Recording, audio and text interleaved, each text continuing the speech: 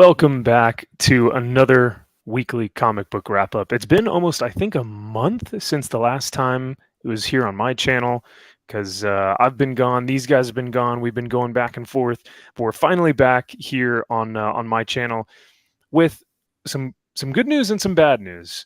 I'm particularly sad because these guys are some of my favorite, reviewers to watch on YouTube. I actually found them first as just a fan of their stuff. And to hear that after this Monday, they will be kind of cutting back on their Monday videos, cutting back on their comic book reviews, and doing family things, adult things, life things, business things. So yeah, do you guys kind of want to talk a little bit about coming to the decision this week? Were you guys thinking about this prior, like months before, or was this just like this week you were just like, you know what, we can't do this anymore? Well, it was mostly Sean keyed it off. Effectively, the channel wasn't really bringing in the revenue that he was hoping for it to be. It's like, okay, yeah, I mean, that's what happens. You only do one show, maybe two a week if you're lucky. But yeah, just because it costs him money for the books and everything, and he just doesn't want to spend that much on the books anymore. And plus, with that going on right now, I've got a ton of writing projects I'm working on right now. I think right now at least between 5 to 7 I'm working on right at various stages. Kyle just moved. Kyle's got a baby on the way. It's a lot of factors going on right now as compared to where we were 2 years ago. Yeah. Mm-hmm. I think I can definitely see the move for Sean in terms of, like, as a business decision, looking at this channel and looking at the cost effectiveness of, like, okay, we're going to have these books just for reviewing, or we're going to have like this video come out every single Monday to make sure that people have these reviews before they go to their LCS on Wednesday. At least that was the big thing for me, was like, it was kind of this sneak preview of what can I be looking forward to, because there were so many different books that you guys had highlighted that I was like, what the hell is that? I've never heard of that before. So then when I went to the LCS, it was like perfect because I was able to pick it up. And I had some good, feedback from you guys about what books to go grab and what books to avoid, of course, because that is also very entertaining. So, yeah, it makes sense, especially, with the move. I couldn't imagine moving to a brand new house, not just like, we're just doing a little move down the street. It's like an entirely brand new house for a future kid. So yeah, future. Yeah. It's crazy. Yeah. It's a lot. And it's, it's kind of bittersweet when Sean brought it up, because I was getting to the point where I'm like, listen, I can't be reading 35, 40 books a week on top of moving, and on top of it's like, so when he kind of said, hey, I can't really support this anymore financially, it's kind of like, oh, thank God. Like it was almost like, okay, good, because and it was getting a lot, he's like, we could still do videos like on Wednesdays. We could read, 5 or 6 books, ones that we think will, we will like, and then we could review those. And then, obviously still doing the Friday shows this is what I really enjoy doing this. Yeah. This is fun, but yeah, I don't know what we're going to do, but it'll be definitely cutting back on reading 40 books. Oh, Jesus. Because what's so, and that's a great point. Like, you're talking about a Wednesday video, maybe cut it down to like 20 minutes or something, and do like your worst 5 and your best 5 or something like that, or even us doing these Friday things. Like, we really get into the nitty gritty of like news from the week, comics from the week. Like we cover everything from whatever it is, and we get to kind of talk about that ad nauseum, which is great with the chat. And I see you guys. Thank you guys for being here today, and I hope I'll get to you guys in a second to say hi. But yeah, stuff like this. This is why we're here. No, I'm kidding. It's fair. I'm a quitter.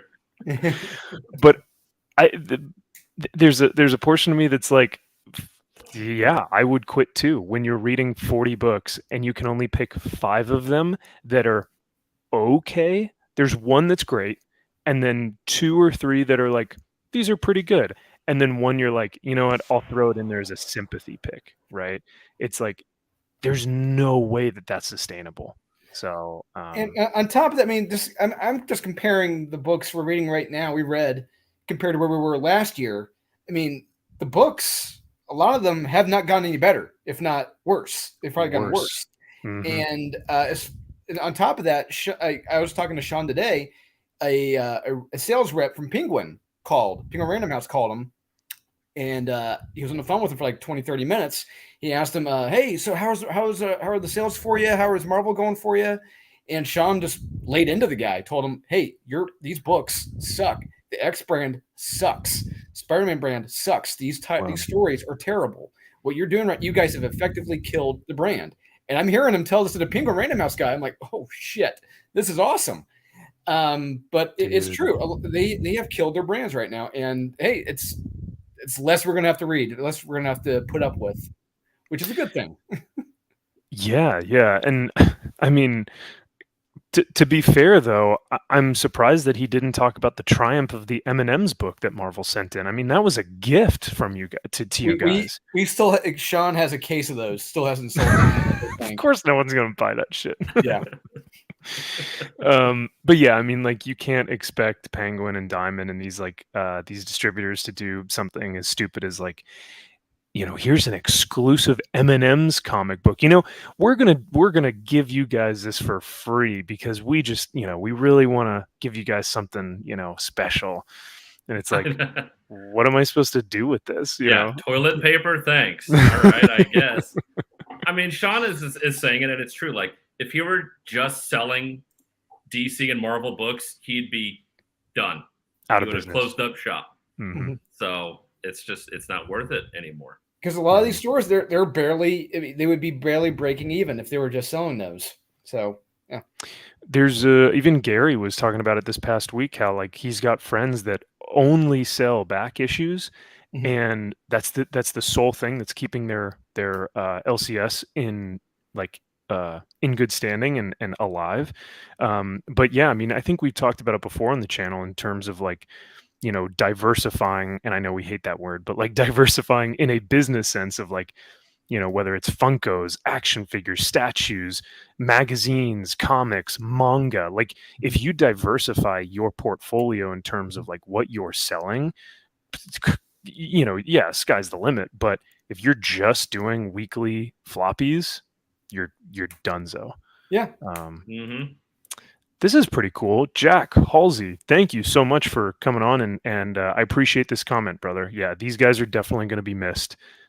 This was a huge hit to me as well. But that, you know, that's why we're going to try and keep doing these Friday things, because we know how much you guys love to hear both Drew and Kyle and their input on these comics. So we're going to try and do this as much as we can. But yeah, he says, congratulations to you both with everything you have going on. I can't thank you enough for introducing me to so many great titles I would have never read. Can't wait to read what Drew's cooking up. Yeah. There's one with an explosive publisher. I can't say who that is, but it's an ongoing series I'm working on right now. I've already typed up each issue for the first 2 arcs. That's 10 issues. And I'm finishing up the 3rd arc right now, which would be 15 issues. And yeah, let's just say when Murat asked me to do this last year, I just started writing right away. I just started doing it before the deal was even finalized. But yeah, he knows I'm serious. So yeah, I can't wait. That's on top of other writing projects I'm doing too. Just nice. So wait, you're telling me that you're not on strike, Drew? You clearly don't support writers then. No, I'm kidding. Being part of a union costs a lot, and I can't afford that right now. Rachel, yes, Funko Pop diversity. If you're selling them, if you're collecting, I don't know about that. But if you're selling, oh yeah, you can make some money. Comics are booming, says Zaxx. Yeah. Never been, better than, or what is it? Yeah. Comics have never been better. It's, magic. It's brutal, but yeah, once again, thank you guys in chat. Great to see you guys here. Yeah. If you have anything for Drew and Kyle, let me know. We'll pull it up on the chat or whatnot. But yeah, no, seriously. I mean, like, congratulations to both of you guys, and that's why I said it's kind of bittersweet, right? It's like we're moving on in stages in our lives. It's like I remember reading this tweet a couple months back where it was like, you never realized there was what day that was the last day that you got to play with your friends outside in that like neighborhood or whatever. Mm-hmm. And you never realized that was going to be the last day that you saw them. Maybe they moved, maybe you guys went off to high school or college, and people just progress with their life. Maybe they went into the military and they started to go on deployments and stuff, and you never realized that was like the last day. So when I saw the final thing on the title, I was like, final for the week? I was so confused. I was like, what does that mean? So, but no, seriously, they're all good things though. Family, business, moving on with our careers and our locations and our homes, or like you guys are creating these legacies, and I think that's really cool. So, because yeah, I mean, it's it really, like, to be fair, the decision is not difficult when you look at the previous videos and you're like, a good 80% of this is just garbage. You know what I mean? Like, a lot of it is just either boring, or it has no substance, or it's just it's like or it's a cover buy. Yeah. Which is the case more often than not. Yeah. Yeah. So that's a good portion of the comics that have been coming out lately. Especially with Marvel. Yeah. Yeah. Yeah, I remember, I want to say it was a few months back when we were looking at solicitations, and I think I had said to you guys something like to the effect of like, man, I don't think, or maybe this was last year, but I was like, man, it's weird because I just don't feel like we're going to get any good comics coming out in the next few months. And sure enough, like, it's been to the point where it's not even worth roasting them. It's like, it's fun to roast the really bad books, but now it's like, dude, now there's like no point in even doing that, because they're just like, it's Marvel. Like, what? Oh, you just reminded me. Another thing Sean brought up to the Penguin Random House guy, that T. Franklin Spider Woman comic that we read. Jesus. Yeah. You brought that up to them, like, you're publishing this crap. A handicapped spider person who kind of gets tired. It's like, what the hell are you doing now? And yeah, I just, what are they doing right now? It does not make a damn sense. Yeah. This is kind of interesting. Mr. Negative says y'all see Venditti is writing a Sandman series. Ooh, like Golden Age Sandman, like Wesley Dodds Sandman, because I could see him doing that. Yeah, he did well with Superman 78. Yes, he did. Interesting. I don't know. I do not know. That's a good question. Yeah, Mr. Negative, if you have any info, let me know. Because yeah, I haven't seen anything about that, but that would be really cool. Mm-hmm. I know that Venditti is still doing stuff with Bad Idea, which I've begun to loathe the company. Yes. Because they're not a publisher. They're not a publisher. They're just for they're an NFT. Yeah. to put it very nicely, they are NFTs. Yeah. That's them.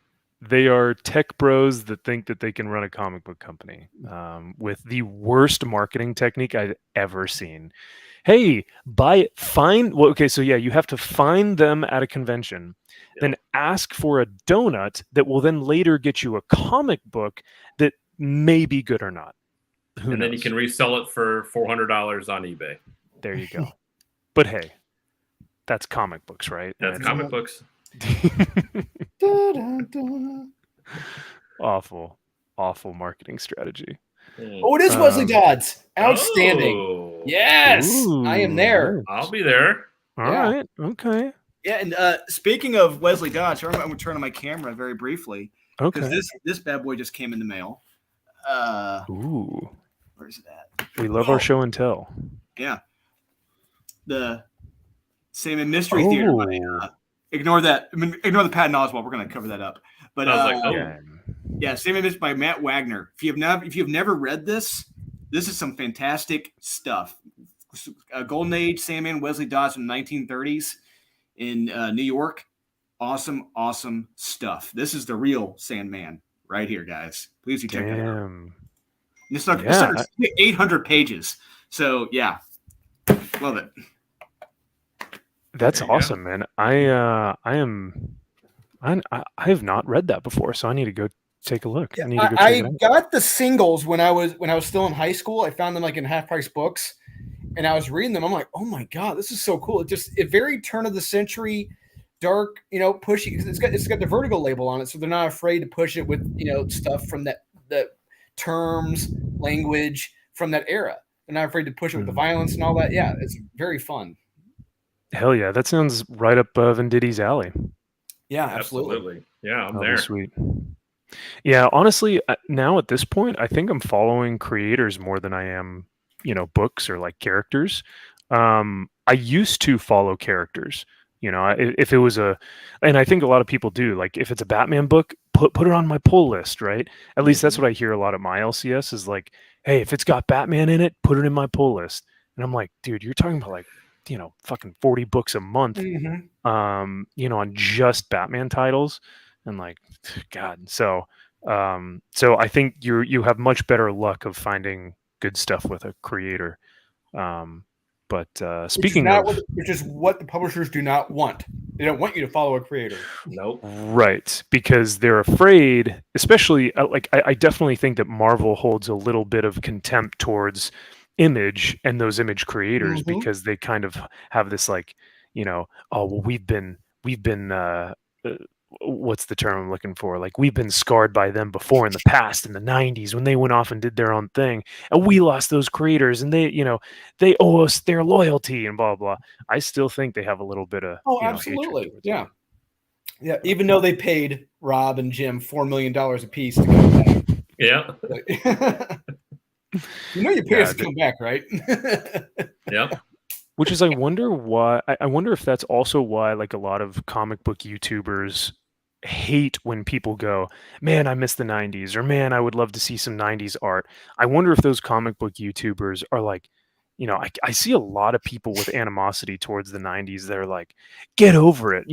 What were the 90s? Just filled with like bad stories, people who couldn't draw feet. Yeah, that was all these muscles.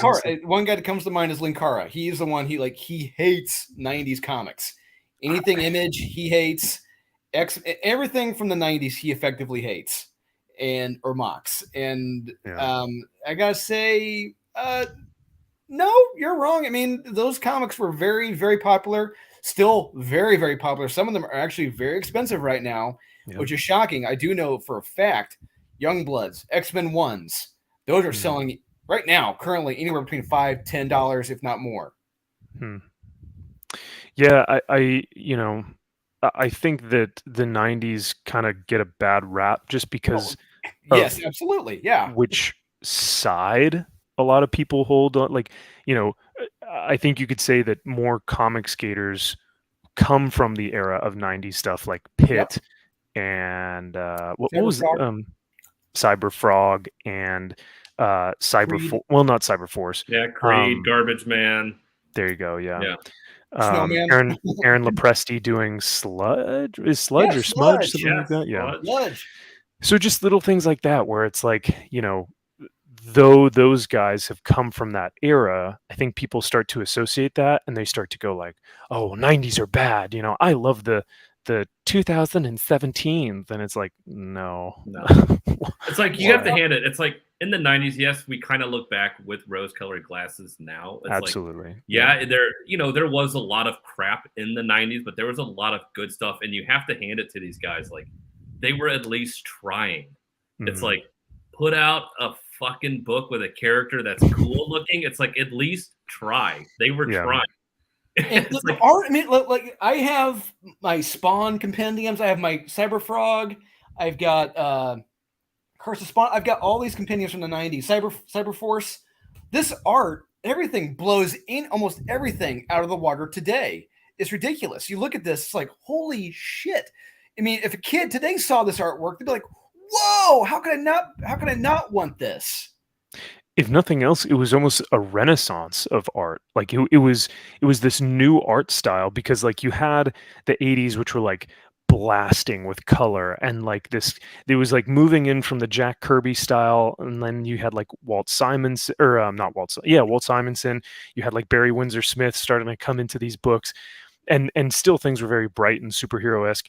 And then you had this dark, like, you had like David Finch coming in with darkness, and you had Mark Silvestri coming in with what was one of like Cyberforce and stuff, and all his X-Men stuff, and Mr. Sinister.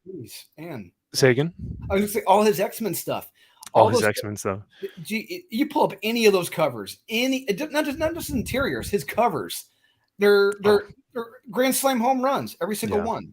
So freaking good. And we're all pushing each other to be better than them. It's like, I equate it to listening to the Eagles documentary. I knew it. I knew you were going to say it. I knew it. When they put in Joe Walsh, and then they had Don Felder come in with Joe Walsh, both of them guitarists. They were both pushing each other to be better. Yeah. Hence why we got to Hotel California. It's like you get two guitarists wanting to top the other one. So then it's like, oh yeah, you think you're good? Well, listen to this. And then it's like, well, listen to this. That's what those guys were doing in the 90s. It's like, yeah, that book's cool, but let's see what I'm doing. I'm going to do better than that. Now it's like, who can be shittier? Who can try the least? Who can get the most done, like the least amount of work? Yeah. I feel like also like who can make the biggest statement. Like people are always trying to hit headlines, but it's always based off of like Gwenpool is asexual now, and it's like, who can make the next headline? Okay, what character haven't we made gay, bisexual, trans, race swapped? What? Handicapped, like, and I think people are trying to chase those headlines instead of like chasing copies sold, right? Because those are not. Or those would be independent from each other, or no. I'm trying to think of statistics here, whether they would be mutually exclusive or statistically independent of each other. But yeah, I mean, you get like a big headline doesn't mean that your comic is actually selling well. So yeah, I think this is a good. Yeah, all top artists today are all bow to the 90s. Maybe that's also why they hold that kind of contempt, because they're like, I know I'm not that good. I know I'll never be that good. So if I shit on them, maybe people will think that I'm good. Right. Like, no. Yeah, and it's like we need those rock stars back. It's like, I know Marvel and DC are like, no, Spider-Man sells, X-Men sell, Batman sells. It doesn't matter who's writing it. It's the character that sells. It's like, not necessarily. Look at these rock star artists and writers. It's like, and they hate it, but there's some truth to that. Look at, I mean, like there was one of the first comics I ever picked up was Prophet by Rob Liefeld and Image, and now I think they're going to be doing a film with Jake Gyllenhaal. But like, Prophet's not a name that you would hear in any comic book circle or any type of, like, Captain America has become a family home name. Like, everyone knows who Captain America is, and Iron Man, right? Yes. But like Prophet, everyone's like, who the fuck is Prophet? But I got it because that art was so cool, and it just seemed like such a rad character. Stephen Platt. Yeah, that's why. Mm-hmm. Oh, those Stephen Platt covers. Oh yeah. Be Still My Beating Heart. Those things give me like, those just make me want to go to the gym. Yeah, Paul. Miles Morales is still Miles Morales. So. Always will be. Always will be. Until they give him like a cool name, like, I don't know, until they actually give him a real name other than Spider-Man. What's Spider-Man in Spanish? Spiderman. There you go. Spider Hermano. No, that's brother. Spider brother. Yeah, I don't know. That's a good question. But there was a lot of good storytelling going on. Marat did great stuff and was one of the ones that could keep on schedule. Absolutely. And hey, I work for Marat now. So that's absolutely awesome. true. Yeah. Speaking of just really top-notch creators and artists, let's talk about someone. No, I'm kidding. The best. One of the best editors in modern comics. We've been seeing a lot of Stunning and Brave, right? We've been seeing a lot of we've been seeing a lot of promotions lately. We've got Heather Antos, we've got Jim Lee. Like, we've been seeing a lot of this going on, but I wanted to read this because this I thought was kind of interesting from Comics Matter with your boy Zach. And he talks about Wes from Thinking Critical, our good friend Wes. Yep. Did a video today talking about Heather getting promoted to IDW, or promoted at IDW, and multiple times in the video he jokingly, I think he was jokingly, yep, referred to it being my fault. Basically saying, you know, because of your boy Zaxx videos. I mean, because he's got a plethora. Like, I swear this guy could write a thesis on Heather Antos and how she operates, her mental status, her beginnings, her endings. Like, it's incredible if you look back at where she began, how she's been doing, and just the litany of different videos that he's done on her. So I wonder if there is like a spark of truth here. Is like, do we think that we actually promoted Heather Antos because people in the industry felt so bad for her being shit on that they like came to her rescue and were these white knights to go, you know what? We should, you know, she's a woman. She's got the right politics. Let's put her in our, you know, let's make her president or whatever she got promoted to. What do you guys think about this whole just out of spite? Thing? Out of spite, Yeah. she was promoted. Yeah. Yep. It's true. I think a lot of it has to do with that. Is just the spitefulness of, hey, you know what? We don't like those comic skaters, so let's put Heather in. And they've been laying people off too, right? Yeah, absolutely. I forget what the percentage was, but yeah, it was an awful lot. It wasn't a few people; it was a lot of people they've laid off, and it's remarkable how they're planning on getting back onto the New York Stock Exchange, and they're hoping and planning and thinking they're going to get new investors in their company from this. And all I gotta say is, if you're a new investor in this, you are a sucker. You're like one of those Looney Tunes cartoons who falls for a Bugs Bunny joke, and you see them turn into like a donkey jackass or like a little sucker. That is you. Congratulations. Yeah, I don't see IDW going anywhere anytime soon. I mean, what properties they have? They have Teenage Mutant Ninja Turtles, right? They've got Transformers. For now. Got Sonic. For now. Yeah, I don't know, man. Yeah, Star Trek. Star Trek. Okay, yeah. There was that one comic last year, Mirror War. Yeah, Mirror War was. I wasn't reading the Deep Space Nine stuff because that was after my time. I wasn't a fan, but I did see like she made some errors in that. She made like more than one error, like continuity errors from the series in the comic. It's like, yeah, you can't pull down the Star Trek fans. Not going to happen ever. Yeah, you're gonna, especially at shows revered as Deep Space Nine, they will catch it. But dude. Oh, sorry. Go ahead. No, go for it. I was just gonna say, Star Trek fans are badass. Star Wars fans, but Star Trek fans know where it's at. Yes, they do. They'll tell you if a panel, color in the background of some fucking ship is wrong. They'd be like, that's actually not in. That's actually incorrect. It's supposed to be a lighter shade of blue. Yeah, they're like Justin Long in was it Galaxy Quest? They've got all the blueprints. They know where everything's supposed to be. Yep. You know who's even more anal about that? Warhammer fans. Like I will say a name incorrectly, or I will get a date in like wrong, or I'll get something right.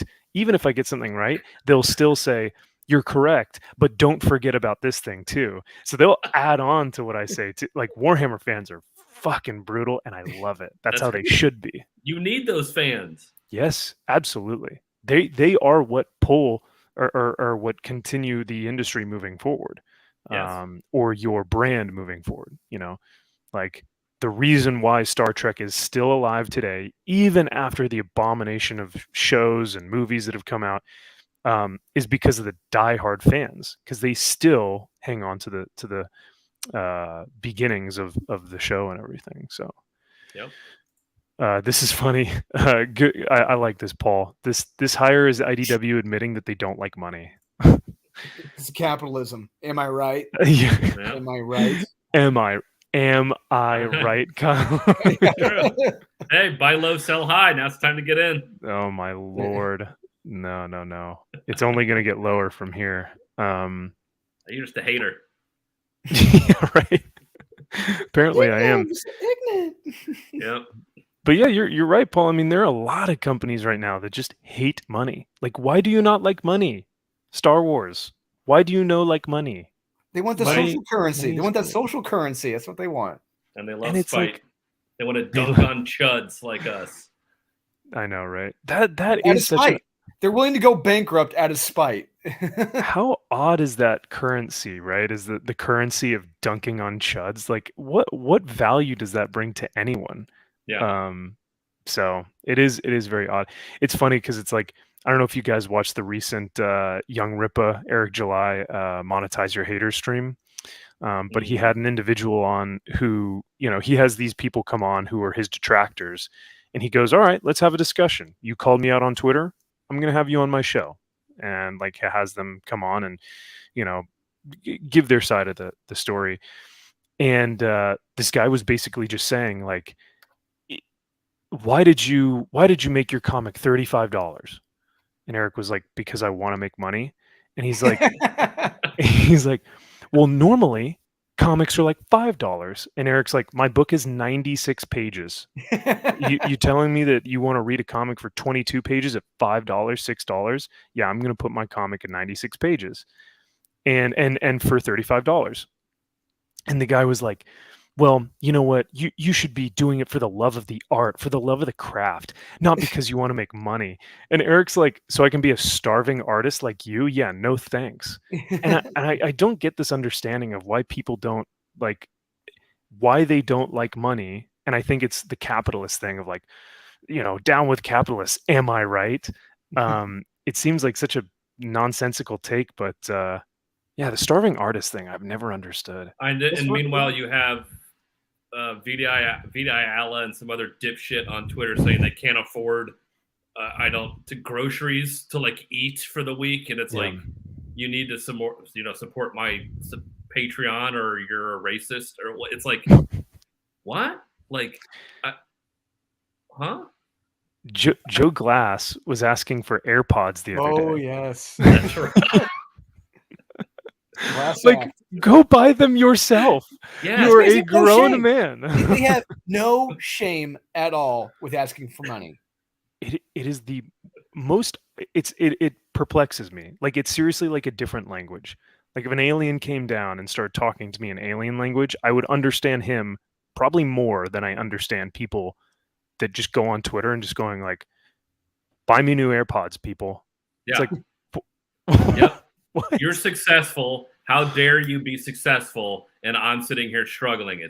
It's your fault that you're successful. Not, what is young Ripa doing that's so good? How does he have this group behind him that is supporting him? What is he doing?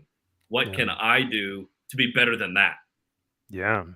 And it brings back to what you were talking about earlier about competition. Yeah. What this could do is this could even push Ethan, because Ethan, up until Eric, had the biggest campaigns or the most affordable campaigns. He was making hundreds of thousands, millions on his Cyberfrog. Mm-hmm. So now Ethan is probably now well, I got to step my shit up, right? I would hope that it brings him to another level. Yeah, they all have to. It's all healthy competition. That's what you need. Mm-hmm. So it is very frustrating to see, though, is that yes, there is a love of the art, but art is different from business. But when you have to creating the comic is art, selling the comic is business, and you have to do both. You know what I mean? There's no getting around one or the other, because it's either you lack in one or you succeed in both. Because if you lack in the art portion, then your comic is going to fucking blow. But if you lack in a business department, you could have a beautiful comic and no one will read it. No one will see it.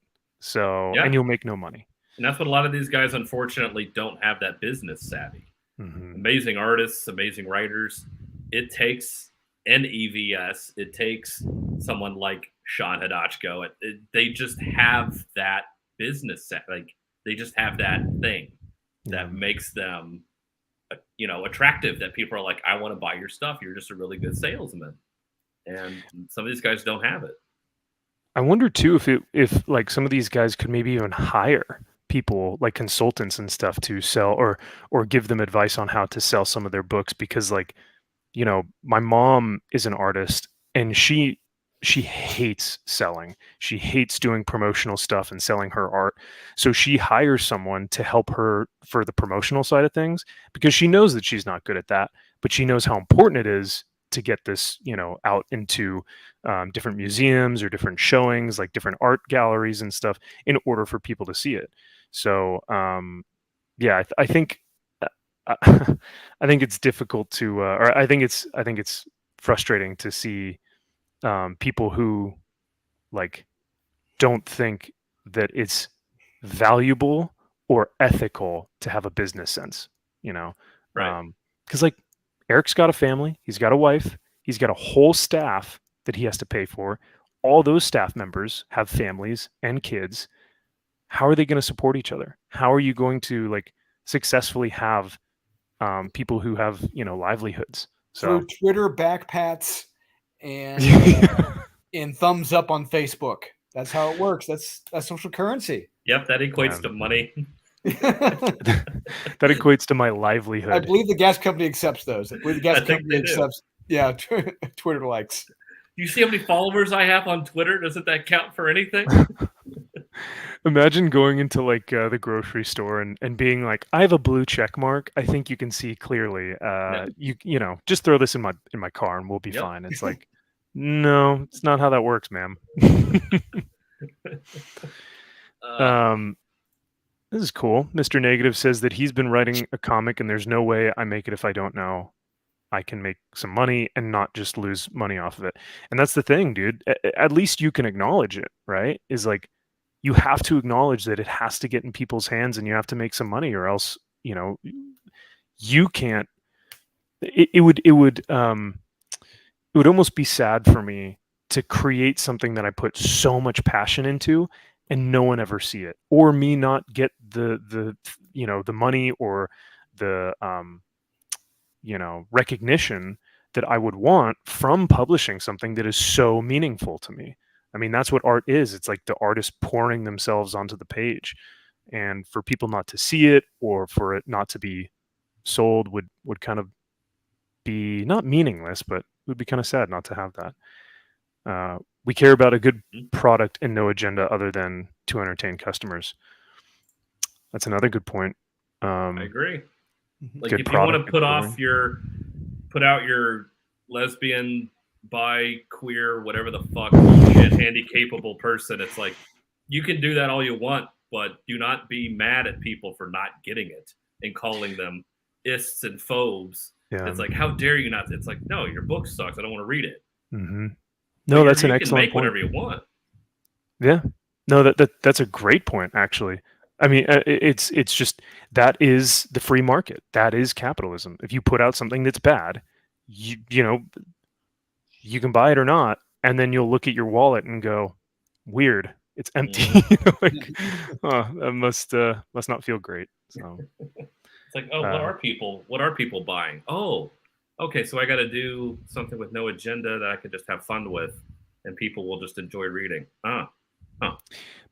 But that's the thing, they can't do that because they're not creatives, they're activists. And ding, ding, ding. Yeah, and that's the difference, is like, even if you were like, if an editor came up to, like all the creators that we know, like Vita Ayala or T. Franklin, and they go, listen, I just want you to do as fun a book as possible. Just put upon a bunch of action and fun, fun emotional scenes, and really make it colorful and stuff, and have a fun story. But I don't want you to put anything in there remotely, narratively or allegorically to any of your causes. They would be like, I can't make that comic. I don't know what that looks like, because they aren't creative people. They're not storytellers or artists. They're activists, and I think they have to see themselves in the comic. They have to see themselves as the hero. So that's why they always write themselves as the hero, or just which is sad. It shows very weak storytelling. Are you telling me, Drew, that you don't want to read a comic about Whoopi Goldberg's menopause? You know, the minute I saw that, I swore this has to be a prank. There's no way. Because I'm like, this is like almost the same as Emilia Clarke's Mother of Madness, except it's menopause now. Yep, very similar. It should be an SNL skit. Honestly, how is this not a parody? Yeah. It's laughably bad. And I had posted something on YouTube and I think on Twitter as well. And I was basically laughing at the notion that people, or celebrities, if you want to call them that, continue to think that they can make comic books. I think the only successful one that I've seen in recent years has been Keanu Reeves making the Berserker series, which blew up. I mean, that Kickstarter was fantastic. Yeah, and before that, it was Kevin Smith, but those were intermittent hits, and that'd be if you're lucky if you'd ever finish the series or not. Yeah, the exception, not the rule. Yeah. Yes, very, very true. And plus, it was like I remember Kevin Smith was doing the Daredevil book. One issue. Oh no, I'm thinking the run before that. Yeah, but yeah, he did the Guardian Devil run with Joe Quesadilla and Quesadilla. Yeah. So like I remember him doing that book, but I don't ever remember him doing like a. He did one issue of a series called Daredevil, the Target, or whatever. It was one issue. It never finished. And he did a Batman series. There's supposed to be a third arc. That never happened. The only one he really did finish, only two he finished were Guardian Devil and his Green Arrow run. Yeah. Oh yeah, the Green Arrow that's right. I thoroughly enjoyed that. That Green Arrow run he did, Quiver. It was really good. Yeah, it was good. Do you know if he ever did like a Blunt Man and Chronic comic book though? Oh yes, because I know. Yeah. All right. Well, celebrities, I guess, are gonna, put their self inserts in there somehow. But yes, they do. What's up, Jacob? Good to see you, brother. Like the helmet. Yeah, that's dope. But yeah, I think it's the only one who's been able to get away with it, in my opinion, has been the Keanu Reeves book. Like, you can clearly tell that that's Keanu in the book as Berserker. Like it looks like him. He's got the hair. It's definitely made for, like a movie or a TV. They probably had a concept and then they were just like, let's run with it. But like, did he get a writing credit, or is it just story by? I think he got co-written by him. I believe so. It's a good question. So Keanu, because Ron Garney, he lives in Hollywood. He works in Hollywood now. He does storyboard art. He did all the 30 Days a Night, not 30 Days a Night. I'm sorry, the I Am Legend storyboards. He does a lot of movie storyboards. So I know this is going to be a movie at some point in the near future. Well, I mean, that's honestly why I think Emilia Clarke did Mother of Madness, and why Whoopi Goldberg now is doing the Change. Is that what it was? I don't even know what the comic book is called. But that's a clever name. Yeah. But yeah, I mean, they're so clearly Netflix pitches. You know what I mean? So that they can get work. Like Emilia Clarke is like, all right, well, Game of Thrones is over, and now I'm not, and I was in that Solo movie that lost money. I'm not really getting work right now. I'm gonna do a comic book. Maybe it'll storyboard, and maybe that'll get picked up by someone. And it's like, nope. Well, yeah, she's hitting that age where she's going to be taken out of movies. Ooh. Yeah, as soon as you hit 35, you're gone. Yeah. She's 36, so yeah. Uh-oh. It's R.I.P. R.I.P. unless you're Scarlett Johansson, which she's got acting chops. Like, she's got some freaking massive acting chops. She can play the heartthrob, or she can play like a really serious character. What was that, Marriage Story? So like she's got some range. But did you guys see Evangeline Lilly coming out with that base take? No. You guys not see this? Oh my Lord! Okay, I'm gonna find this real quick.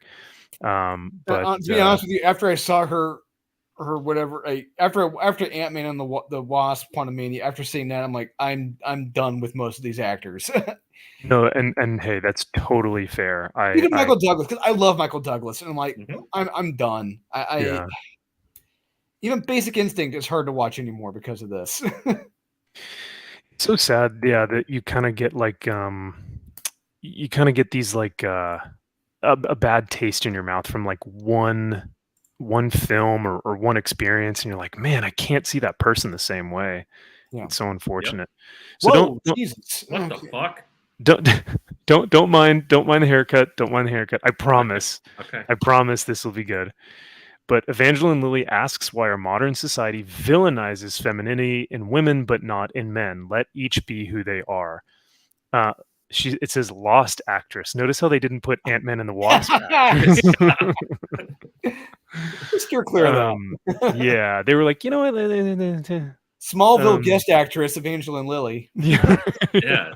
They put her like so yeah, what is this one says her comments received further backlash from fans and the public who accused her of spreading misinformation promoting anti-vaxxer beliefs. We're still doing that's still a thing? That's still right?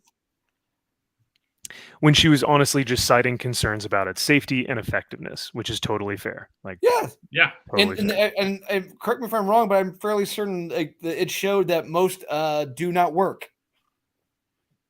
Yeah. Yep. So I think this is the post that they're referring to, but check this out. She puts this on Instagram.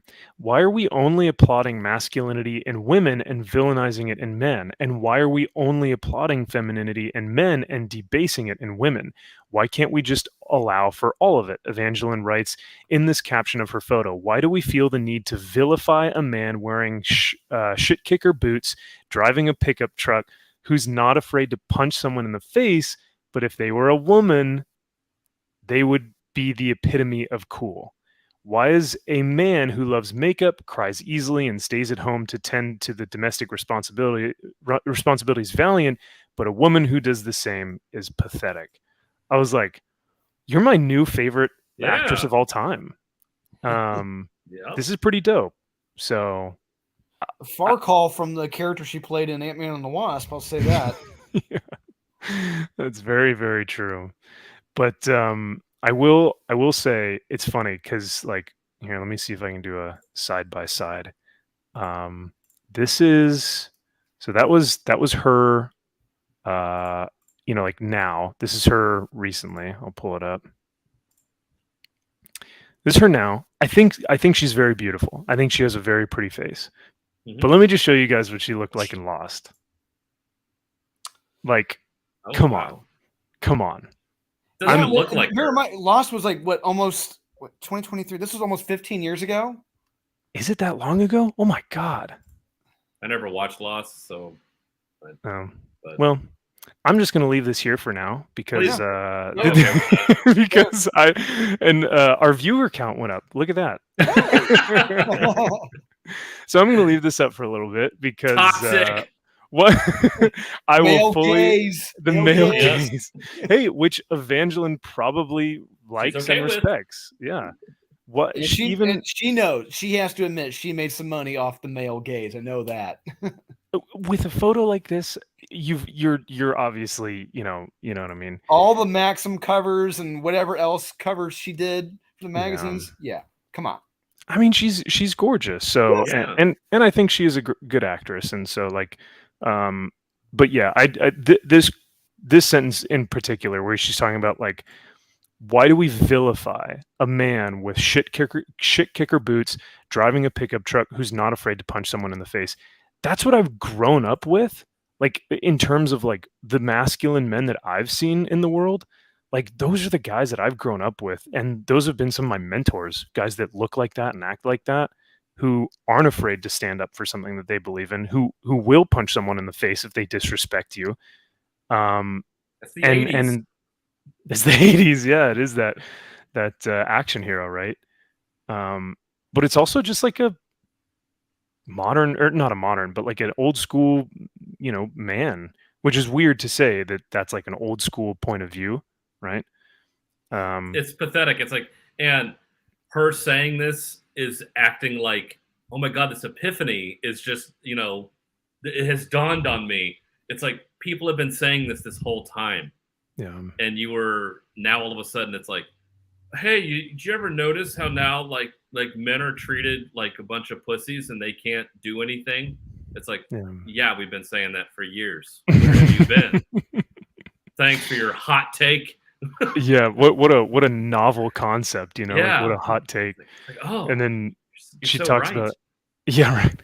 She's talks about how like, and then a man who loves makeup, cries easily, and stays at home to tend to domestic responsibilities is valiant, but a woman who does the same thing is pathetic. It's like the roles have completely reversed, and I think according to this picture, she likes being feminine. Why wouldn't men like being masculine, women like being feminine? And like you said, that shouldn't be like a hot take, right? Yeah, but I don't see why it is, and I don't see it's. So, what were the comments from her posting that? Are there comments on that? That's a good question, and I do not know. The article does not say. Because I'm curious what kind of backlash she got from this. Oh, here we go. The post received a positive response from many of her followers, with many agreeing with her views and praising her for speaking out on the issue. Wow. All right. Polarizing everything has become, and how exhausting it has been to watch it all unfold. For real. I mean, most of her fans are probably normies, or just people who like her stuff and are just normies, and like, it's exhausting. I mean, you guys read these comics every week. I read these comics every week. It's exhausting after a while. Oh, it really is. Yes, beyond exhausting. Yeah, I feel like Mugatu and Zula. It's like I feel like I'm taking crazy pills. It's like, yes, yeah. We all know this. It's like we've been saying this shit for years, and now all of a sudden it's like, where have you been? It's like it's the Twilight Zone. What is this, a center for ants? I feel like I'm taking crazy pills. Yeah. So that's what's so interesting is I feel like here we're gonna get like a revival period within like the next few years, and like people who are in Hollywood are gonna start saying like, you know what? Let's get some more masculine men in these lead roles or whatever, and they're gonna be like, I think, we're lacking that. And I think that this could be a really great opportunity for us. And, anyone who doesn't think that, though, I think they're really toxic about, and they're going to start putting the shoe on the other foot. And they're going to start saying like, oh, we've been thinking this the whole time, but we didn't want to say anything. And it's like, oh, you motherfuckers. No. No, nice try. They're going to come out and say, don't you guys want that male action hero again? Don't you want that? Don't you want that? It's like, yeah. No, fuck you. You can't do this now all of a sudden. Like, yeah. After you villainize all of them, all of us, no, not happening. Try to pull a fast one on us? I don't think so. No. Yeah, it's like they're only going to do it after the success of all the John Wick films, this Salo movie that came out, and whatever else. It's like, you know what? I think people like these films. It's they're gonna do it when it's beneficial to them. Once it becomes profitable or beneficial to them, then we're going to see the tides turn and something will change. But like the thing that I find funny though is like Star Wars and Marvel and Disney Marvel probably won't change though, because they are so rooted in it. Marvel has to change. Marvel's going to have to. If Guardians does not do well, and then the Marvels Queen Slay movie does not do well, they are screwed. They will be screwed for the foreseeable future. And that's kind of but they're so set in their ways, and they're so like adamant about being like, we're going to be culture changers. You know what I mean? Like, we're going to be we're going to change the world. Like, they're so focused on being these like ideological activists that they can't focus on just what their job is, which is just producing entertainment. They're not, they're too up their own, their heads are too far up their own butts at this point to like really see the greater picture, the grander picture, which is just the fact that fans are just exhausted by this stuff at this point. I mean, They may have to at some point, but it's going to have to start at the top. And we've seen with promotions like, IDW and now Jim Lee that it's like the leadership at the top. If the leadership doesn't change, this stuff will continue to happen. I'm the comments I'm going to make now about this. I'm using tomorrow when I'm on the aficionados with Wes. Oh, I'll be with you. There you go. Yeah, hey, so you're getting an early peek of my point of view. So you can probably beat me to it. Honestly, no. Like, hey, that sounds so familiar. But I attribute this. I'm going to say because Max, Wes, me, you, Kyle, we all worked in the government, in a government within some capacity. And I attribute this to someone who's been so indoctrinated for so long, and they can't fire him. They cannot get rid of him. Yeah. So he is going to be there. He's going to be promoted, put into a corner effectively until he decides to quit or retires. And honestly, this giving him these additional titles is probably just a cost-saving measure. They don't want to pay 2 other people for those positions. Like, hey, congrats, Jim. You're going to get these additional titles. No more pay, not much more money, but you're going to do those jobs. So I think it's twofold. One, they can't fire him. 2, it's a cost-saving measure. I think I think you're right, and I think you can equate it to Kathleen Kennedy as well. Is like they cannot fire that woman. And if people fired Jim Lee, you would also see an uproar from the DC comic fans. They'd be like, "How could you, how could you fire Jim Lee? He's a legend." And it's like, as a creative, yes. As a businessman, absolutely not. Like, I respect the world out of this man for what he's done culturally for art. But in terms of business decisions, he should have never been put in that that position ever. Honestly, the last work of his I respected was Batman Housh, and that was over 20 years ago. It was like early 2000s. Yeah, it was legitimately 20 years ago. I was still in high school when that came out, and so since then it's just been a celebration of mediocrity and just the lowest possible amount of work. And if you look at his variants, his cover variants, these all suck balls. They are terrible. You didn't like the Batman Spawn variant cover that he did? That was just literal garbage. When you see what when you look at his past, you see what he's capable of, what he can do, and you see what he's doing now. It's like, weren't you Jim Lee? And it's only a matter of time before I hope he just leaves DC and goes back to Marvel. I would just love to see him go back to Marvel, get on an X-Men title, and boom, there you go. X-Men's #1 book again. That's all it's going to take. Yeah, him and Capullo. Oh man. I unfortunately I don't see that happening. I think our best case scenario is that he's not making any actual decisions, that someone is making the decisions for him, but he just has this title. And that he slowly just kind of fades out. And then after a while, he'll go, "All right, thanks, friends. I'm going to finally retire." And then he just kind of gets a goodbye and a cake and a, little plaque, and they just send him on his way. That would be the best case scenario. But for him to be making decisions as a chief creative officer and president for the company, that's terrifying. No. Yeesh. Yeah. Scary. It's a guy that should just be drawing. It's like, and you would think he would have that to be like, you know what? I have some integrity.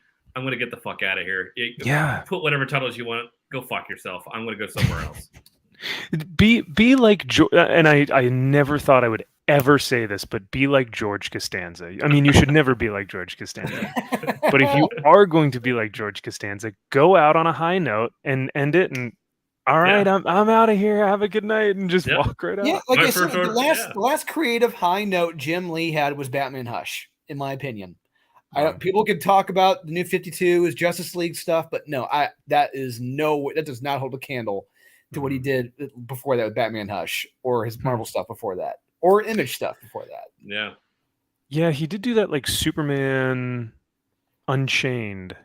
For New with 52 Scott Snyder, era. which was yes. art was cool. Story had me lost. Just like his Superman run he had with Brian Azzarello. It's like, okay, a decent art, but the story, wait, what? Yeah. And you're putting a Fortress of Solitude in South America? That makes sense. Yeah. Yeah. Let me get to some of these chats. Rachel says, masculine men are needed, feminine women are needed. This is not a new concept, but some people may have been too scared to say it earlier. Yeah, and that's what is wild about it, is like the fact that you can just say, it's okay to have balance. For some reason, that common sense, understanding of men and women and masculinity and femininity will get people upset. And that women can be friends without being lovers. Well, that's just preposterous, Drew. I don't know what you're talking about. I mean, we all know that Frodo and Sam are gay for each other. Let's some of the looks they gave each other there. Yeah. Like that third film. Yeah, it's one thing I do remember when I was waking up from my nap. Yeah. Oh my! Of course you do. Of course. I can't carry it for you, but I can carry you. and then he goes, share the load. That's probably right when Drew woke up. Yeah. What the hell? What? Did I just make him a new theater? What happened? Yeah.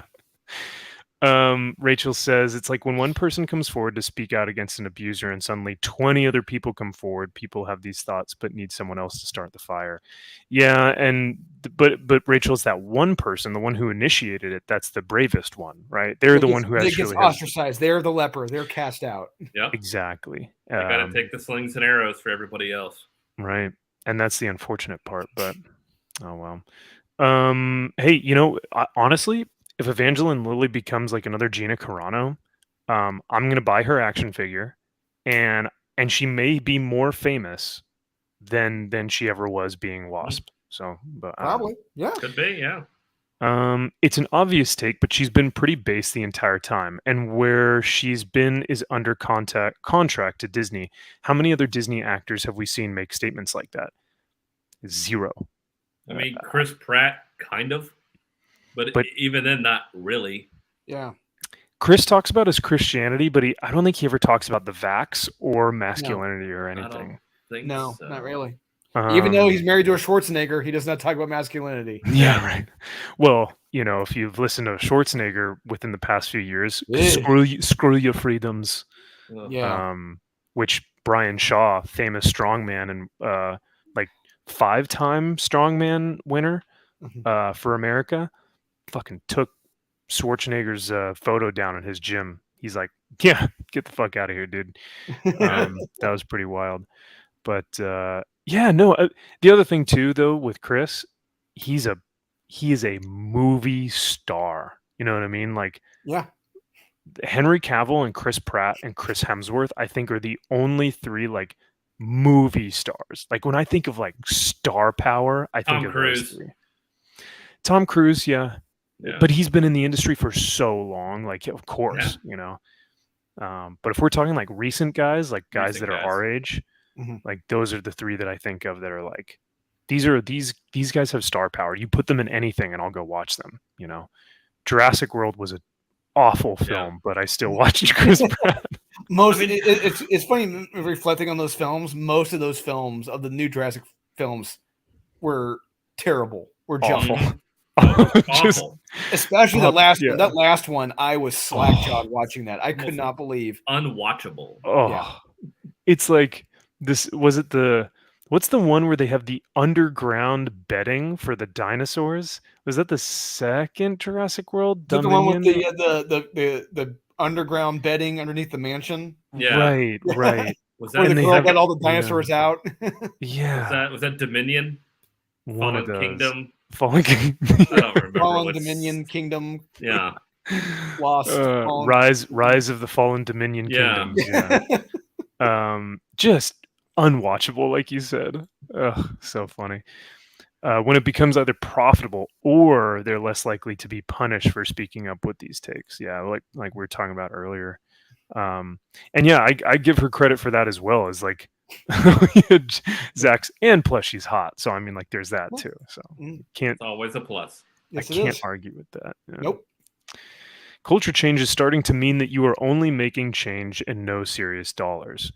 Oh, like change, like currency change. Ah. Yeah, I mean, which is unfortunate, you know. I think culture change. I think if you focus on trying to change culture, that's when you'll start making pennies to the dollar. You know what I mean? Yep. Tell me there's a chance. So you're saying there's a chance, yeah. Speaking of dollars, Frank Zanka, dude, great to see you for $9.99. He says many people in Hollywood feel that way, but they are afraid to speak out, fearing being ostracized. Hey, Drew, Max, great meeting you in Vegas. Making sure you receive my email about Destiny Aurora. Oh, yes, Frank. Thank you so much for reminding me. Frank and I met in Vegas. Frank gave me some sweet comic books that I still need to read. By the way, I talked. Oh yeah, I think I talked to Frank like last year. Nice. Yeah, he's a good guy. Yeah, well, he gave Aaron a ride home, so I was very thankful for that because I was much too drunk to do anything. So, but yes, Frank, dude, thank you for the super chat. That is very, very kind of you. And I will make sure I go check my emails after this so I can respond back appropriately. So I apologize. I had to get out my review of Jay's comic. So, but yeah, man, thank you again for the $9.99. That's awesome. And thank you for taking Aaron home because, you know, he kind of smells. And so having him in the car, it's like, you know. Yeah, we were in New York. He took his shoes off. We got back to the Airbnb. Look, there's instances you don't want to be around some people, you know. Yeah. It's just, no. It's bad. But you know, we still love him anyway. Yes, so, he's great personality. Goes a long way. He's gonna kill me for that, but oh well. And he's a good comic creator and editor, so you know that helps. We got to give him that. That helps. His covers have been really boring lately. His art is great. He just seems to not try to do anything interesting in the poses or anything. Uninspired. Very true. Yep. It is probably shit he was doodling decades ago that he just now is like, what the fuck do I have in a portfolio? Here, I did this one. Here. It's very reminiscent of just what do I have lying around? What can I do that's like the least amount of work possible? Let me get my light box. I'll sketch over something and I'll turn it in. You know what I mean? And it's like, okay, I'll adjust an arm here. And yeah. What three characters do I need posing? Superman, Batman, and Wonder Woman? Okay. Yeah.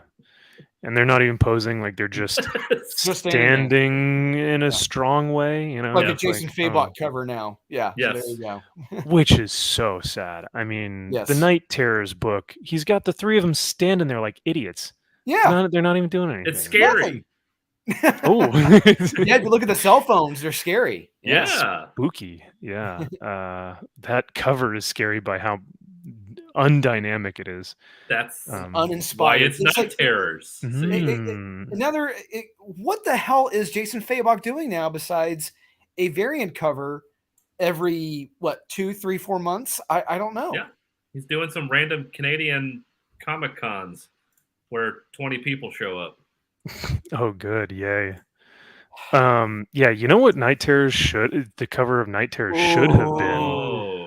Some Kelly Jones, baby. Man. Kelly Jones sent this to Gary. What? Yeah. What? Original art, baby. Kelly Jones? What the hell? That's not fair. I think it's pretty fair. I mean, Gary is, who he is, and he's had Kelly on the show. Oh, he has? Kelly's been on the show?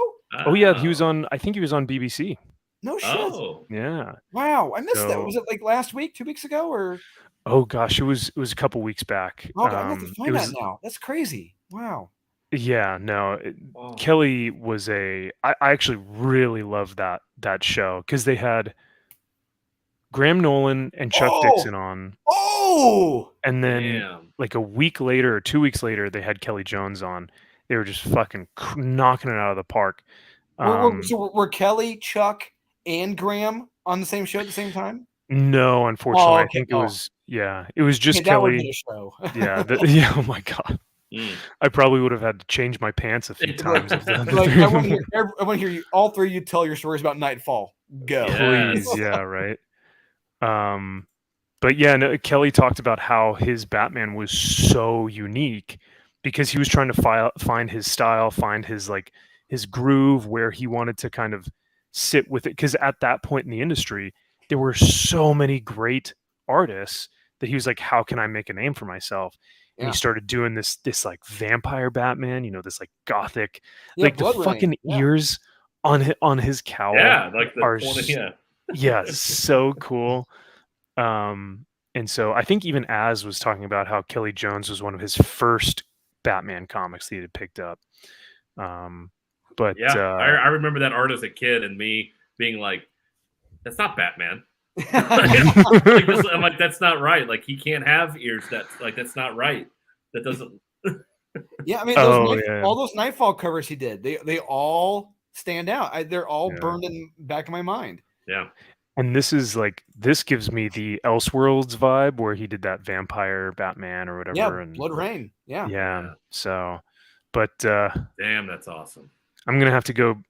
I'm going when I go see you guys in Dallas or Drew. I don't know if Kyle. I think you'll be in the middle of family stuff. But when I go to Dallas, hopefully I can come to Gary's place and check this out in person because that is just fucking. If you do, I call shotgun. That's all I gotta say. Imagine having this in your room. Framed in your room, dude. That's just... it's like looking at the art I have in my all the OA I have up on my wall. It's like none of this holds a candle to that. It's like, God damn it. And but yeah, I mean, this should have been Night Terrors. Make every one of those characters into some version of this, like, horrifying type gothic looking creature almost. You know? What Dark Knight's metal and all that stuff should have been. Yeah. No edge whatsoever. So edgy. Yeah. Let's get some of these comics. Slavic one. What's up, man? He says, did any of you see Guardians of the Galaxy 3? And then he says the Yellowstone shows are popular and they focus around masculine men. This is true. Yes, they do. Good call. Strong women too. I gotta say, Beth Dutton. Yeah. Strong whammon, you mean, yeah. Drew? Is that how you pronounce it? Yeah, no. Slavic one. I have not seen it. Drew has not seen it. Nope, I haven't seen it. Okay. But everything I heard about it sounds like it's about as average as can be. Yep. Yeah. Slavic, I'm going to get to this in a second because I really want to go over this. So, yeah, I'll pull this up in a second. Frank said Aaron wants to do a game night with the two of us. Hell yeah, dude. That sounds awesome. We'll definitely have to do that because Frank is here in California, I believe, as well. We're gonna have to do a massive game night like down in Dallas or something, like a massive game night. Yeah. Hell yeah. Spin the bottle. No, I'm kidding. Giant Warhammer game. Isn't that what that is? There you go. Now we're talking. My eyes are going to light up. Mr. Negative says, I think Fabok is working on something with Jeff Johns right now. Oh, that's allegedly. Yeah, he's allegedly working on an image. He's been working on an image book for like the last 3 or 4 years. But Jason Fabok has only ever released an image, which was like 3 years ago. It was like a crow, and that was it. And it's like, dude, his career is wasting away right now. That's all I gotta say. His career, his name, his star power is gone. Which is unfortunate because, like, if he, like, imagine taking the hype from Batman 3 Jokers and him continuing on through that, like right after that coming out in a graphic novel format, and them just like putting him on more Batman stuff. Well, actually, while I was reading Batman the Joker, the last issue, I can definitively say that, like, I think Mark Silvestri and Jason Fabok are two of my favorite Batman artists, at least currently. They're really good. But let's see. Dan Moore is up there. I'll say that. Dan Moore is right up there. Oh yeah, you know what? Yeah, you're right. That's a good point. JK says I did see Guardians 3. It was okay. That seems to be the consensus from everyone. And from what I understand, the most disappointing factor for me is what they did with Adam Warlock. Apparently, like, he's not as important as he should be. And not even like, oh, he's not important, but like he's a joke. And of course, they fucking made him a joke. Yeah, but, it's like it's like. Do you guys not realize Adam Warlock was like the hero of Infinity Gauntlet? Yeah, he was the like Infinity trilogy. yeah. Him and Silver Surfer both. Yeah. The Infinity Saga does not happen without those two. No, it just doesn't. Like Adam Warlock is is everything positive. He's effectively like the Christ-like figure in the Marvel universe. He's the one who, I think it was, from what I remember, he was one of the ones who actually got all the Avengers. We're talking Doctor Strange, Iron Man, Captain America, blah, blah. He was able to get them into space to Thanos's like headquarters, or like whatever you want to call it, on that like little floating It's a weird thing. platform in space or something. Yes, with like a bunch of skulls, and Death was there and everything. Love it. But Adam Warlock was the one to get them all there. Yeah. Yes. Like that's that. He's a great figure, and but yeah. So Silver Surfer obviously helped him through that as well, and having the two of them not in that film was, or that series was just, will always be a missed mark, but oh well. Brian says, amazing, but what or who is in the bottom corner? I think you were talking about Short Round. Oh, he was talking about the Kelly Jones OA. Like the face. Yeah. Maybe it was just like gargoyles or something. That's what it looks like. Yeah. Mr. Negative says, the first time I saw his Batman art, I didn't like it, but the more I've seen it, the more I love it. I think that's kind of like me and Sam Keith as well. Like, that's fair. When I first saw Sam Keith, like Wolverine stuff and like the Max and like those like really hulky, hunky figures, even like he's done Venom too. I saw the Sam Keith stuff and I was like, this is stylized and wacky. But like over time, I'm like, this is one of my favorite Wolverines ever. Like, it's so cool. And I will say the one character of his I did like when I was a kid was his take on Nightcrawler. His Nightcrawler was so cool and different. I loved it. So that's kind of how I feel about the Kelly Jones stuff, is like, because it's so like nightmarish and because it's unique, so it's different. There's no one else like it. Because it's so unique, you just see that and you go, I know exactly who that is, and that's a cool little trademark. You don't need a signature on photos like that, No, it's like when I see that, I'm like, I'm either going to think, okay, it's either Kelly Jones or Sam Keith. Those two are like the only two guys that really illustrate like that. Yeah. Thank you, Paul, for putting this in the chat. Because I need to go back and rewatch this because I loved that episode so much. It's like 3 hours of Kelly Jones. Who doesn't want to listen to that guy talk about his it does look like they just went to Party City and spray painted him gold. Oh no! God so that's also unfortunate. But Guardians 3 reminded me of Taylor's Nightwing. Hop from one moment to the next in pretty pictures. That's unfortunate as well. Yes, it is. You played Guardians of the Galaxy video game. Slavic, when I don't really play video games, he says, I know Drew and Kyle do not play video games. Adam Warlock is in it. Yeah, I'm kind of with you guys. I don't really play video games all that much. I didn't know there was a Guardians of the Galaxy video game. How about that? Right? Yeah, there you go. What's up, Woad Warrior? Good to see you, dude. Thanks for being here. So speaking of Guardians of the Galaxy, not the video game, but yeah, the movie, Jeremy and Chris Gore both enjoyed it. Critical Drinker, Mauler, Little Platoon, and Fringy not only disliked it, but like the more they thought about it, hated it. So damn. You've got like both sides of the aisle, right? Where it's like you've got a lot of people saying like this is the best Guardians movie out of the 3 Guardians films, and then you've also got people who are like this is just more MCU Phase 4 trash. So I don't know where to stand. I haven't seen the film yet, but yeah, from what I'm hearing is it's like you've got both, people on both sides, which is really interesting. Like a lot of films do not do that. So. Yeah, I think Kyle and I we're gonna try to see it probably tomorrow or Sunday. We're gonna try to see it because I want to see it because I did like the first Guardians movie and I still kind of like the second one. It has elements of it I do like, but it's the one saving grace they have right now. If this does well, okay, They're fine. But if this film does not do gangbusters, they are in a heap of trouble. They're in big doo-doo, yeah, because it's not like this is building up to something bigger. It's like after this, it's the Marvels, it's the TV show, it's like Echo, it's Agatha Harkness, which we all wanted. We were all asking for that. It's just like meh, bleh. It's a whole bunch of who cares and who wanted this. Exactly. So this is as good as it's gonna get for a while. Like I'm talking a few years, right? Like at least I think. I don't know. Daredevil comes out in 2025. Even then, I'm not looking forward to that at all. I should be, but I'm not. Yeah, that's the one that's going to be really sad if it comes out and it's after what they did to him in She-Hulk. I am utterly pissed off. I will not watch it now after watching that.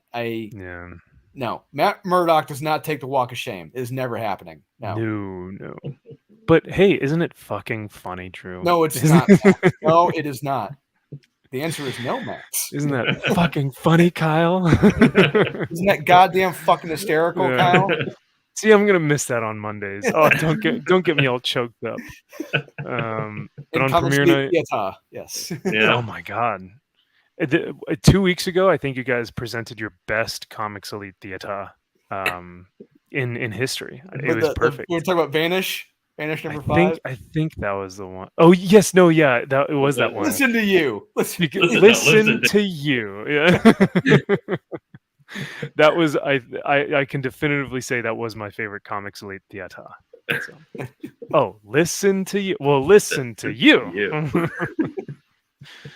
But on premiere night, there were only about 12 people in the theater and nearly empty parking lot. Wait, what? Whoa. Where at?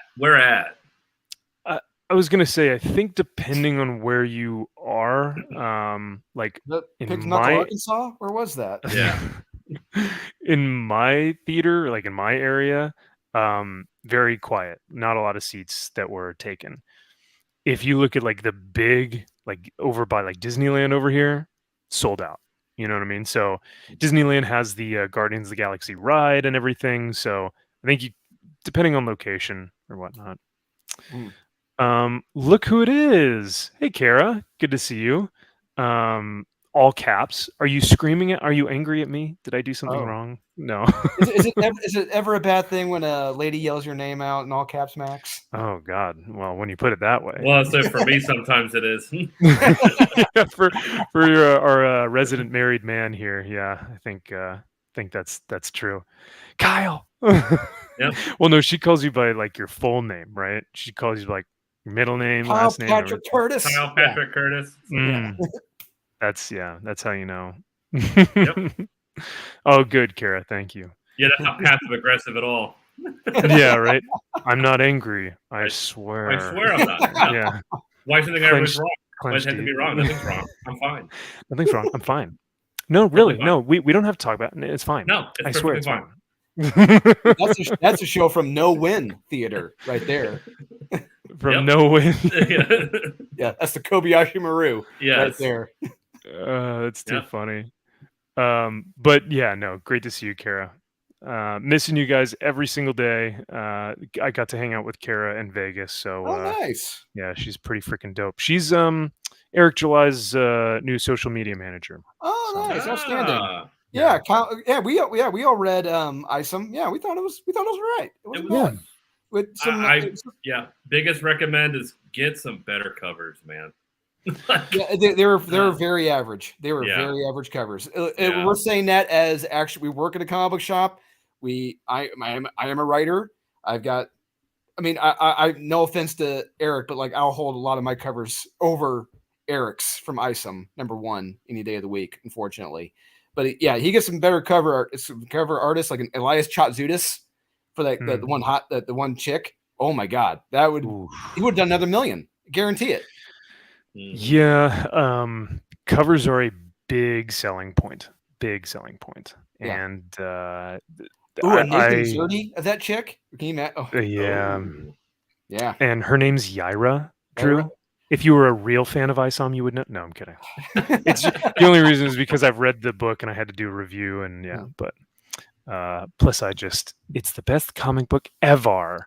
is what I would say if I were to shill. But Of course. yeah, no, I gave it. I think initially I gave it a 7 out of 8. After the hype had cooled down and I'd read it again, I'd say I sit around a 6 or a 7, right around where you guys are at. Yeah. So. Max, where you should stand on Guardians of the Galaxy 3? You should stand in line to see Sisu. Oh. I like that. Yeah, you know what? That's some good advice. Thank you, Zaxx. I probably will do that, actually. Kara says, I did start that show. Chris and Nadia told us about. It's good, but really messed up. Oh, interesting. What show? Yeah, Kara, remind me what show that was again. I'm blanking on what it was. I don't do socials. I handle the support stuff. Oh, that's right. I'm sorry. Kara, I'm thinking of your previous job, I think. But yes, thank you for correcting me. It's called From. Okay. I got to check it out now. Damn. I will say, I mean, I don't watch too many new shows, but the one I did watch, I told you guys in our little group chat, is Fatal Attraction. They've done the TV series adaptation of the film with Josh Jackson and okay. What I forget where the actress's name is. Aaron likes her. She's hot, but yeah, she is beautifully insane in that film. She is insane. No context needed. I'm just going to put this up on the screen. So, yeah, Flaccid. What is the fuck up with these headsets? I don't know, man. Look at what I can do with my hands. I'm so free. So yeah, for activities. So much room for activities. Yeah, Sisu does look really good. It's gory as heck. Ooh, good. I think that's a good thing. Get off my lawn. So I will say about Guardians, and this is kind of my thought from the whole Guardians of the Galaxy thing, is like, I was thinking to myself, okay, do I want to go see this opening weekend? Do I want to go see this next weekend? Do I want to wait till it comes out on streaming? Do I want to watch this at all? Do I have any inclination to go watch this in terms of like another Marvel film? And I actually had to like kind of sit with myself and go like, okay, what do I really want to do here? And for the most part, there's a part of me that's like, I don't really care. And I hate that, because I'm like, the Guardians films have been fantastic. Like, I think Drew, you had said like the second one you didn't mind. I actually really liked the second one. I thought it was great. I liked the aspect of Chris Pratt, Star-Lord, dealing with this, like his father, quote unquote, learning about his celestial being and all this stuff. Like, I thought that was a really cool plot point. Yeah, and well, and then you find out the twist with what his dad did. Yes, yeah, that was cool. When his eyes glow and he goes, "What did you like? You killed my mom, you motherfucker!" You know, and you're just like, you see him become this like, you know, godlike being, and just totally takes out ego. So like that, so rad, you know, such a cool concept, which I hear they do fucking jack shit with in Guardians of the Galaxy 3. Of course. So it's like, well, wait, you're telling me you didn't do anything with that? No. So I think that's what's most, even if I do go see this, the sad part about it is that like my feelings towards it is like, do I even really care? I mean, what is this? Does this have any ramifications for the universe in general? No. Is it self-contained from what I've been hearing? Yes. So, which may be actually a good thing. But yeah, I mean, it's sad to have this come to an end.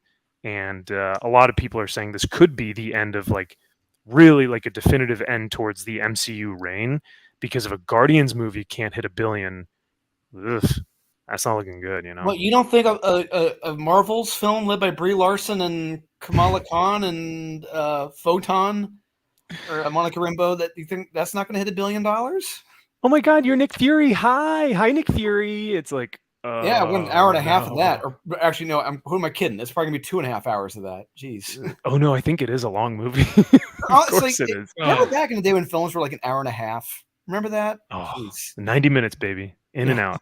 Yeah, you have to actually constrain yourself to telling a good story.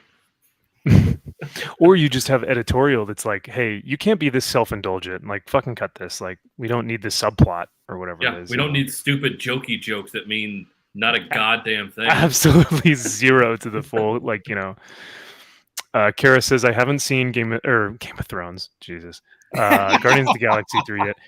I want to go see it. Might see both it and Sisu this weekend. That's the goal, at least. Well, if you do, definitely report back. I'd love to hear what you think, Kara.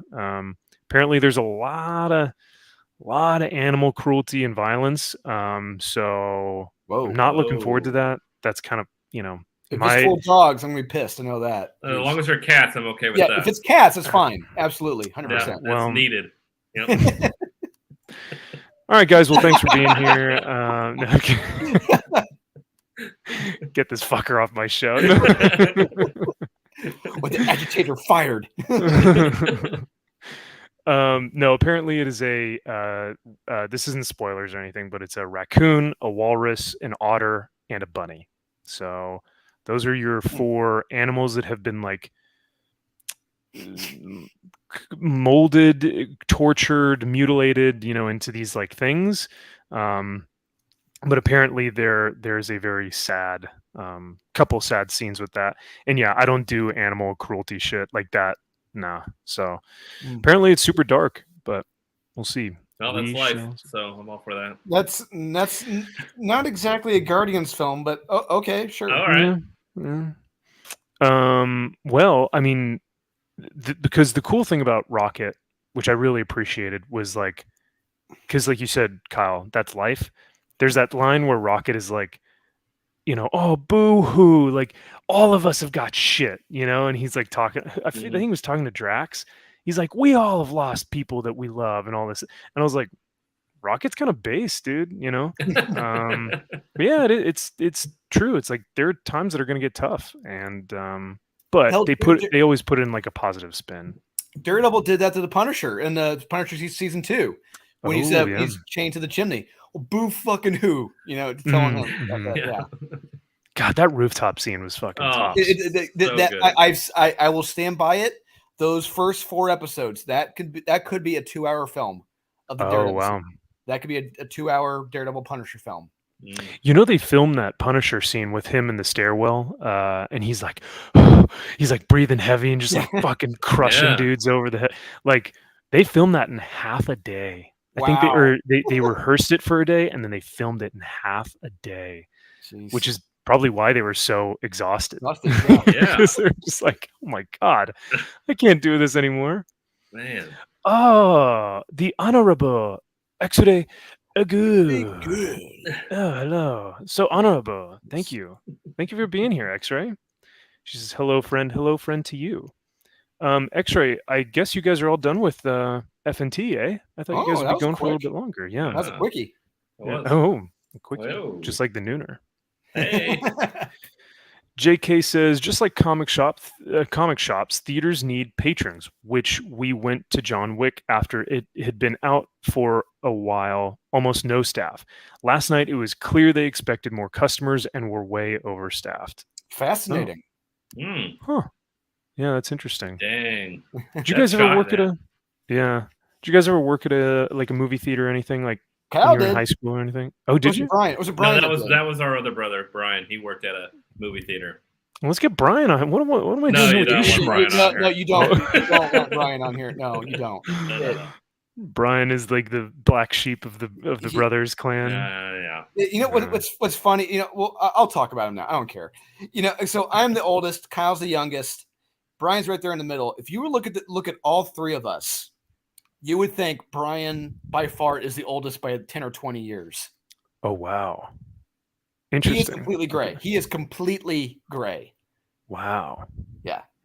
Well, I mean, you know what else I would think if I saw the 3 of you? KKK, straight white men, No, yeah, that's true. That's very fair. That's not far off. So. And then, well, I mean, it's so funny because like we do these streams and it's like, okay, we all have beards, all right? Yep. We all worked for some sort of military, first responder, okay? We're all white, all right? We're all bigger guys, okay? It's just like the list goes on and on of like just check the boxes 1, 2, 3, 4, 5. Yeah. Oh, so you were all the literal devil. Good. Oh, perfect. Wonderful. Yeah, sometimes that gray though. I've got a little bit of gray in the, in the chin here. I don't know. Some people say, hey, it's a good look, but I don't know about like full gray. Yeah, he is. His hair, his beard, everything is completely gray, and it's like, oh wow, dude, what the hell, man? And it's like, so the one thing about our family is that I have learned is that we don't go bald. Is that it's we just grow gray early. Like our mom, she went gray when she was 18. She was completely gray. As it stays. So yeah. Hey, that's good genetics though. None of y'all are bald. At least like one out of like my family's hopeless. Like my uncles, my grandpas, like they were all like, yeah, nothing. Yeah, our grandpa, he died. Our grandpa was what, 96 when he passed, and he had a full head of hair still. So wow, that's good awesome. to look forward to. Yeah, hell yeah, that's dope. You should be Santa at the malls. Gray hair out, great beard out. It's not a bad idea. All natural. Yeah. Frank Zanka says the animal cruelty was heartbreaking, and that's what I'm worried about. I don't want to watch that shit, but I understand it's like a fake comic book movie and stuff, but still, man, it's like, Sisu is good, but completely unbelievable. I guess that's good. I mean, you want a little bit of verisimilitude, but at the same time, it's like, how believable is John Wick? I don't know. Not at all. Yeah, so going to the first, this whole underground world that operates off these coins. It's like, maybe, like, I can kind of give you that, but yeah, the amount of bullets you take, give me a break. that's not good. Sorry. The amount of cars that you've been hit by, yeah. X-ray. I guess a 4-hour quickie, nice. Not bad. 4-hour quickie, goddamn. You would lose like like 5 pounds after that. You'd be so in shape. Jeez, that's a lot of water. Yeah, right. That's all right, Woad. We describe all of us here on the show. That's pretty much all of us. So look who it is, green-haired anti-liberal. Hello, green-haired. Great to see you as well. Yeah, B. Kelly. MVP makes sad baldy face. That's okay. I understand what I'm working with. It's fine. It's all good. There are a lot of ladies here right now, Kara. Shrimps in the chat if you're shrimping for us tonight. So I need to make like some sort of funny shrimp emoji. There's already the actual shrimp one, but yeah, I need to make something else. But yeah, thank you guys for being here. So let's pull up. Now let me pull this up real quick. Just, like I said, out of context, every now and then it's just good to get this, pull this up. And that would be a good Harley Quinn cover.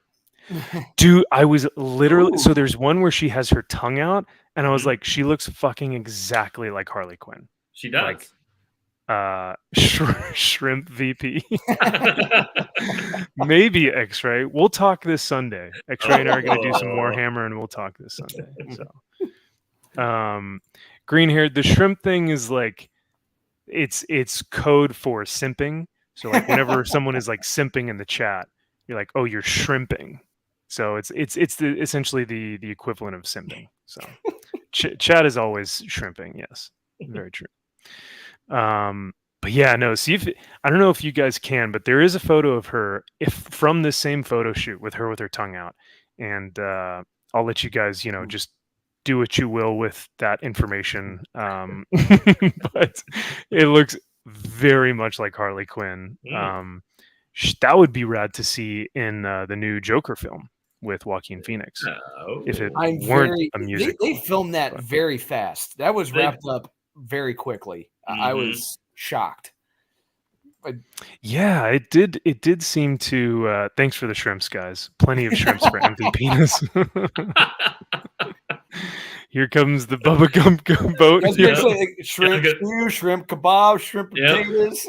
Oh yeah, all that good stuff. That's about it. Yeah, but no, it is kind of odd how quickly that film wrapped. But I still to this day hold that there will only be one Joker film. I don't think they should have done a second, and I think they may ruin the first one with this, but we'll see. If it's a musical, yeah, it's going to be a different take, but we'll see what happens. Yeah, which is interesting because what's his name was a comedy, like the Hangover comedian type of writer, Todd Phillips, and then he made something so dark and disturbing that made me like question reality. after that film. So good. Yeah, it will always remind me of when I was getting ready to leave the sheriff department and my depression and anxiety and everything I was dealing with. Yeah. When I went and saw that movie, I was seeing myself. I'm like, I could easily see my depression and everything in this character. And I'm like, God damn it. Kyle, I knew you were sad, but I didn't know you were that deep. That's pretty dark. I mean, considering how that film goes. Yeah. When I'm sitting there and I'm like, holy shit, I have a lot in common with how I'm feeling with this fucking character right now. Yeah. So, could you say, Kyle, that you could finally see yourself? It's about time, yeah. Were you represented in the Joker? You finally were able to see yourself. Yeah, standing ovation. I'm like, it's about time. It's about time. It's about time. Am I right, Kyle? Yes, exactly. But no, I feel you, man. Funny enough, I was exiting the Marine Corps around the same time. And when the movie came out, I was like, fuck, this is like, there are some really heavy elements to it. Like there's a line where Joaquin Phoenix or the Joker, essentially, as Arthur, he says, I just want to stop feeling so bad all the time. And just that little line, I was like, fuck, oh my God. Yeah. Like little things like that where I was like, it's so real. Like it's way too real. Yeah. Well, there was a part where he's sitting down and he has his clown shoe out and he's like, it's doing everything he can to like not rip it apart. Like he's sitting there just like all of his anger is just like, and like, that was me every day coming home. I'm just like, holy shit. Like I felt that. I'm like, God damn, that's me. Because he knows that that's the only thing that's bringing him money, but he hates being there. It's like, but it's the only thing that he can do to survive. It's such a tragic film. Yes, it is. Kara and X-Ray, if you guys end up getting on Conan after this, let me know and I'll come by, drop by y'all's stream, and I'll cause some trouble in the chat. So just let me know. Speaking of show and tell, I'm going to check out something Conan related. Show and tell. Okay. Yeah. All right. Yeah, Flaccid. This cover is fucking dope, right? Has this, so yeah. Oh, say that again, Drew. I don't think X-Ray Girl has this. Oh. Yeah. Well, let's take a sneak peek here. Yeah. Let's see here. Okay, I had to get from my new bookcase behind me. It is the complete Chronicles of Conan, Robert E. Howard, right there. Wow. Yes. That is gorgeous. Yes. Is that leather bound?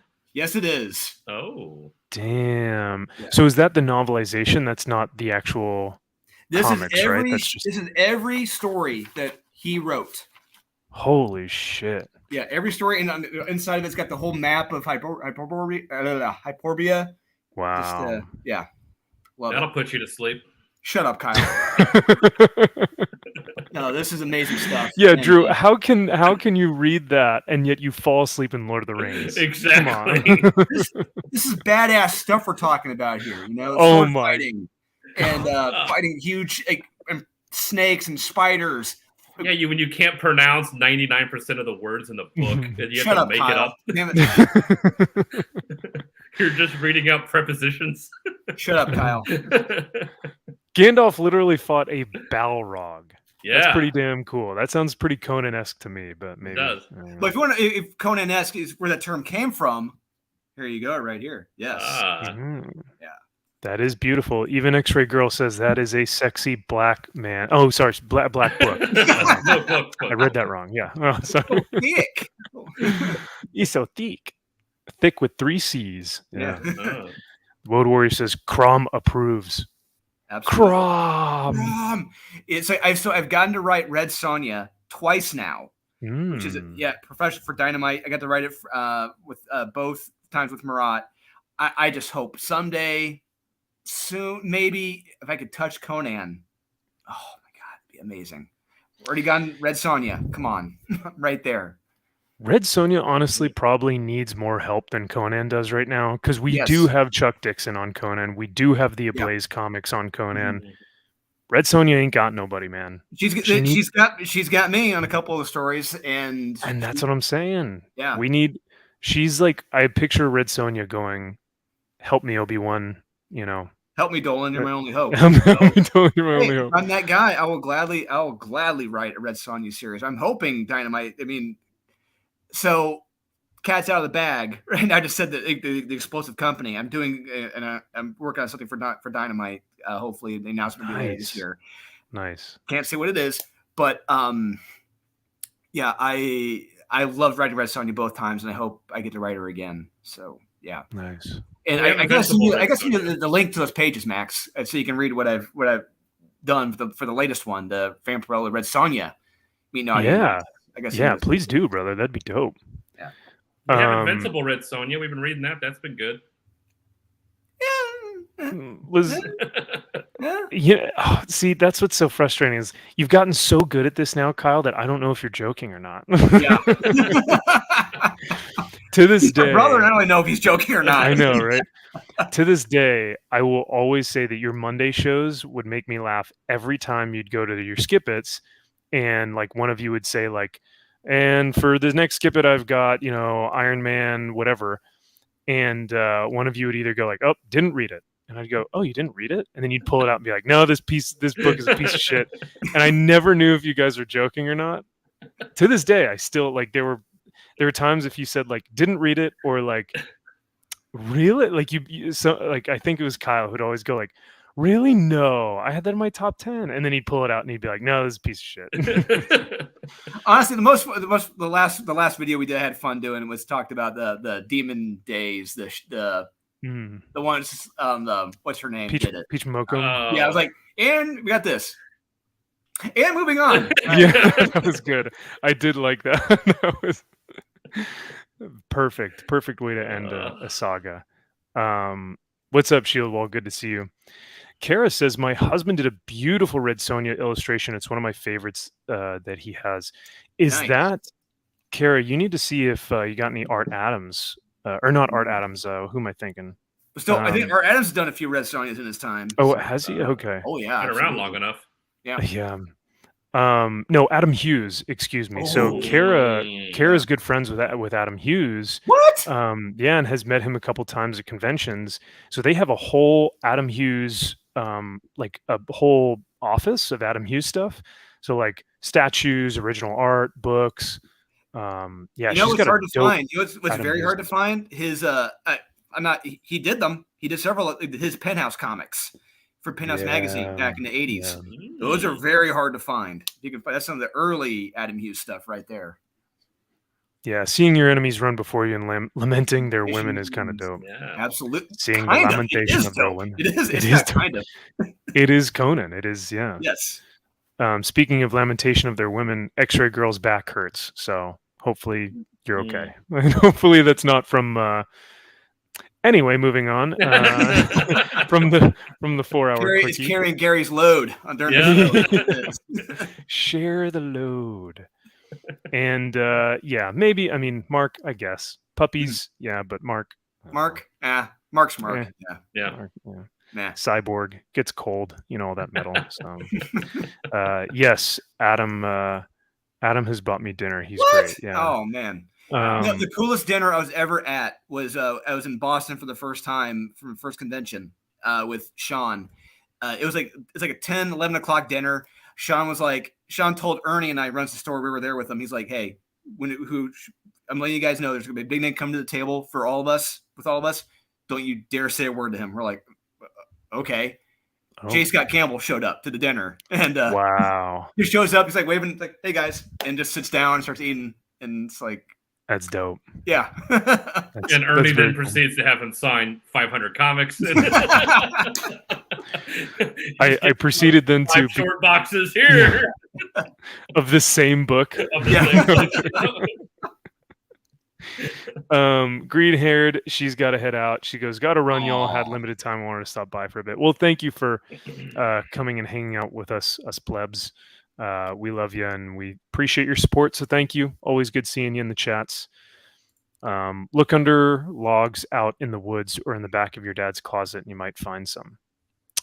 The penthouse, the Adam Hughes penthouse. Oh, yes. Yeah. Good call. Thank you. Absolutely. My husband was a fan of Adam long before I collected him. He's a little envious and grateful at the same time. That's fair. Well, I mean, Kara, it's also funny that your husband is like jealous of you getting a picture with Quarter Black, at the meetup.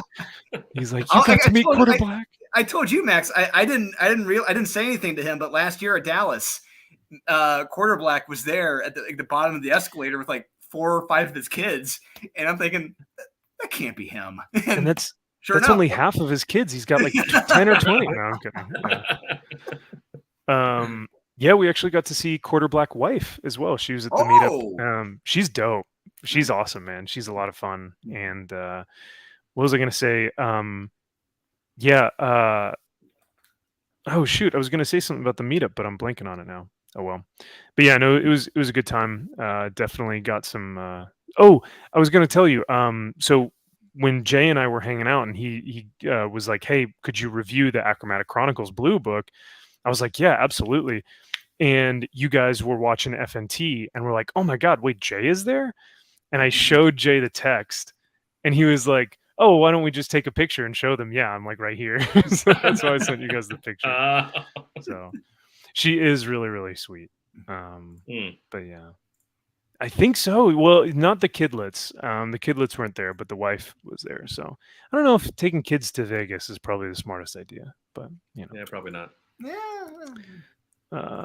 So hey, there we go. Yeah, look at what it is. I will say, this is the best cover of the series. I think out of every cover, I think this is my favorite one. It's up there. I'm trying to think. It's tough to beat that. I mean, all I'm going to say is interior art, cover, they've all been top notch. Mark has killed it. Yeah. This was great. I love the villain. She looks great on this. She's a great new villain. I love it. This was okay. Silhouette. Pretty good. That's okay. It's all right. What was 4? This was cool. That one's cool. Yeah. So I went. If people are watching this, each issue had several covers. These are just the Mark Silvestri covers. Yes. Right. It's okay. I was like, what? It was like a couple panels, and it really. I don't know. It does happen to Joker. It does happen to him. It does happen, which is rare for DC and Marvel. For a cover to reflect what happens on the inside of the book. Right. Yep. But yeah, that was probably my least favorite. This is cool. Yeah. Got some good action. The first one is great. I mean, the first one is just classic. Ooh, yeah. That is, yeah. Looks awesome. If there's one thing I'm still not 100% on, it's a small thing, is the belt. I don't really know how I feel about the belt on Batman that Mark Silvestri has drawn. It's not as bulky. Is that kind of what you're talking about? How it's more of like a... It doesn't look like a belt, really. Yeah, it doesn't look like a utility belt. It just looks like it's drawn on or painted on. Yeah, like a design, yeah. Not really practical. That's fair. Yeah, no, that tracks, and that's a totally fair assessment. Oh, I didn't notice this before. Is it 17 plus? I did not know that, but it kind of makes sense. Technically blacklight. I don't know. I mean, there's a lot of killing in it, I guess. Yeah, there is a lot of killing. There's a lot of decapitation and headless people. Yep, that's true, Kyle. Yeah, what the hell? How did I not notice that this was? I never noticed it 17 plus. Yeah, That's true, Kyle. Yeah, that's true. Well, Kyle, you can't read it then. SpaghettiOs. Don't tell Sean. Hey, Green Lantern. We read that. Yeah. It looks like he's got boobs. It's kind of weird. It does. Why are they giving guys boobs and not the girls? The tits. Yeah. Yep. There was actually a comment up here earlier, and I apologize if I didn't get to it. And I forget who it was that asked, but there was someone in the comments who had asked if we actually did read Green Lantern and what we thought of it. We did. We did read Green Lantern. I wasn't a fan. It's gonna if we were to continue our show, it'd be a low recommendation. It would not be my top 3. It'd be like number 10, maybe, or 10 or 9. Yeah, but it would be a meh for me. I think the only thing that would put this in my top 10 or make it more than a meh is the second story about John Stewart. And to be in reflecting on it now, I'll go ahead and spoil it. I mean, a lot of it. If you saw the Green Lantern film, there's a lot of plot elements from that film in this book, and it's really. Did they just seriously just watch the Ryan Reynolds film and take like the first half hour from that film and put it in the damn book. Yeah. Which it's like you don't want to have people be reminded of that film. Like, let's take these pants off and fly some jets. DC has not had a good history with their films at all. Like, even if we look back to Green Lantern, it's like, God, what has been going on? Nothing. This is pretty funny. I forgot this line, but yeah, bring out the Joker. Joker's sleeping. Well, wake him up then. I think that was from the issue where he's got the little mask on. Yeah. It does kind of look like a belt for a woman's body. Oh well. So we the first couple pages of this was like just straight fighting. Yeah. It was straight action, which was dope. And the impacts of these punches, love it. Holy love shit! To see that. Hard to find that anymore in comics. Yep. Very but I break his jaw for me. I love that line. Yeah. So awesome. Exactly. And I read that and I was like, that's our Batman. You know what I mean? Yep. He's and this is one of the things that I noticed through the next few pages that we'll see is like excuse me, is like this is his pent-up aggression from the past 6 issues. Because Batman has essentially had to work with his arch nemesis for the past 6 issues, gritting and grinding his teeth, hoping that he can just get rid of him, right? Yeah. You know, at the very end, he's just like, I fucking hate you. Killing people. He's had to kill people on the train. Go back to that train issue. Exactly. So yeah, he's just been like, I don't want to be here with you, but it's a necessary evil. So he's just been gritting his teeth. And then issue 7, he's like, you know what? Fuck this. I'm so done with you. And he's just like, and the panel with his teeth coming. Oh my God, we're gonna get to it. So yes, classic. I felt that. Yeah, you know, Bats. It was fun while it lasted. But I'm thinking this deadly duo gag has played itself out. So that's why they call it that. Yeah. I love it. It's fun. I go with it. I dig it. Mark's he's earned it. I think it would have been funny if like this next panel was just Joker looking at the audience, just like this deadly duo is working out. It's like I don't know if they do this in the Fast and Furious movies, but it's like, man, that looks Fast and Furious. You know, it's like, oh God, it's like a hot tub time machine. Oh, that's yeah, perfect example. Love that film. I haven't seen that in a while. That film still holds up. I saw that in theater when it came out. I loved it. Still do to this day. Yeah. Motley Lou. Yes. What band were you in? Yeah. Such a shame the band broke up.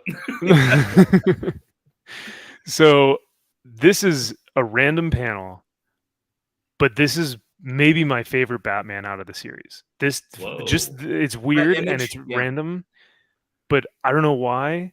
It's just this is so fucking dope to me. This just the pose, the cape, the musculature, the shadow, the darkness. Like this is just peak Sylvestrian Batman, and it's a random panel, you know. And it's like, even though he's in I think it's like kind of the rule of thirds where you have like Joker in the foreground, Batman kind of in the background off to the side. Even though Batman is in the background, you know, any other artist would have done it like a shit job of just like, just throw him back there, you know. But no, he knows it's Batman, so yes, he's got to look good whatever panel he's in. There you go, B. Kelly, the Batman we need. Yeah. Joker cracks, and you can like see you can see Joker's body like twisting all the way around from just like nailing Batman on the jaw. See, I'll say it again. Finding kinetic action like this, hits like this in a comic today are very so hard to find. You know, and look, I'm going to toot my own horn. You will see panels like that in Born of Blood. You will see impact hits like that in there, and because it honestly, that's one of the few books along with this where it's very hard and rare to find hits like that. You don't see it. I don't know if they did, but yeah, you're right, Drew. It's very hard to find these books that just purely tell a story through the action panels, you know. Yeah. I don't know if this was the colorist or if this was actually Mark, but like you can see the red You know, like I love it. Just the like bloodshot veins, eyes. the bloodshot eyes, like looking at him. When he nailed Batman with the rock, I physically like felt it. I was like, oh, because if you've been hit in the nose before, it sucks. Yeah. Your eyes water automatically. Yes. Yeah. You automatically are like, I hate like, okay, now I'm awake. All right, now you got me. Yeah. Being bopped in the nose like that, you wake up, your eyes are all watered, and you're just like kind of disoriented for a second, but you're like, fuck, that hurt, you know. It's not a good feeling. Once again, just peak Batman. Love it. Like, just grabbed his freaking wrist, and he's like, no, we're done. We're done here. Yeah. Great suit. I can definitely see the belt, though, what you're talking about. It's very stylized. Lots of little angles and stuff. But this, holy shit. You're talking about, if you read Born of Blood, number 5, when Aurelia smacks her son, and you see it's almost the same thing, but from the other side, teeth flying out of his mouth and everything. It's like, I did this too. Holy crap! I think there's something to be said with these shots that is like really impactful. That really makes you feel it. Yeah. I mean, that teeth is like hitting me. That tooth is hitting me in the face. Yeah. Like, it is coming out at me. Yeah, Kara, these are beautiful, right? This is Mark Silvestri almost at his. I wouldn't say his best, but he's peak. You know. Oh yeah, that's right. There you go. Damn, and her cheek is all like, you know, smashed in and everything. Yeah. Well, it's history. That's her son, but yeah. Oh, that's right. Yeah, sorry. But yeah, this is just like, you don't need a lot of dialogue here. Nope. Even this, just Batman's so sick of his shit. He's just like, shut up. No, at this Joker, point, shut up. Like, all the suffering he's caused, you know, from the caption boxes. But yeah, look at the freaking. Here's me being gay again, but like, I don't care. Look at the tricep and the physique on Batman. That's a freaking man right there. Yeah, you don't get that from Jim Lee. You really don't. Not anymore. Yeah, not anymore, unfortunately. But yeah, you can feel these impacts. It freaking hurts. Another panel where Batman is kind of in the shadows, but you can still see the musculature just hovering over Joker. These are great panels. And then we get. I'll say it. Even though she's dead, that's a go for me. If she were like, "Hey, you want to go in the back room?" I'd be like, "It's hard to." You know what? You're into necrophilia, huh? All right. if necrophilia looks like that, I'm gonna be like, all right. Hey, look, I've seen. I love Zombie Tramp. Zombie Tramp to come up to me and be like, "It's kind of hard to say no to this right now." Yeah, I don't know. You know, legs and a pulse were always my standard. She's got a pulse. It's just, you know. Does she know? I think so. It's kind of there. If you can kill her, does she? Yeah, I don't know. She's breathing. She's talking. She's not. I mean, I guess you could say that Karl von Strauss, or whatever his name was in the Hellboy movie, where he's got like the mechanized thing that keeps him alive, and he's just full of sand. Yeah. Like, I don't think he has a pulse. So, but he never talked. She does. So, true. Yeah. But yeah, we kind of like we get a little bit more of her backstory, and we're kind of like getting her view of like why she believes that Batman is just as bad as Joker, if not more so. And Joker will be punished for your betrayal. She thinks that he's just as like, you know, bad and just as psychotic. And then we get our girl Harley coming in, which is very reminiscent of this, you know, every now and then, just kind of, like I said.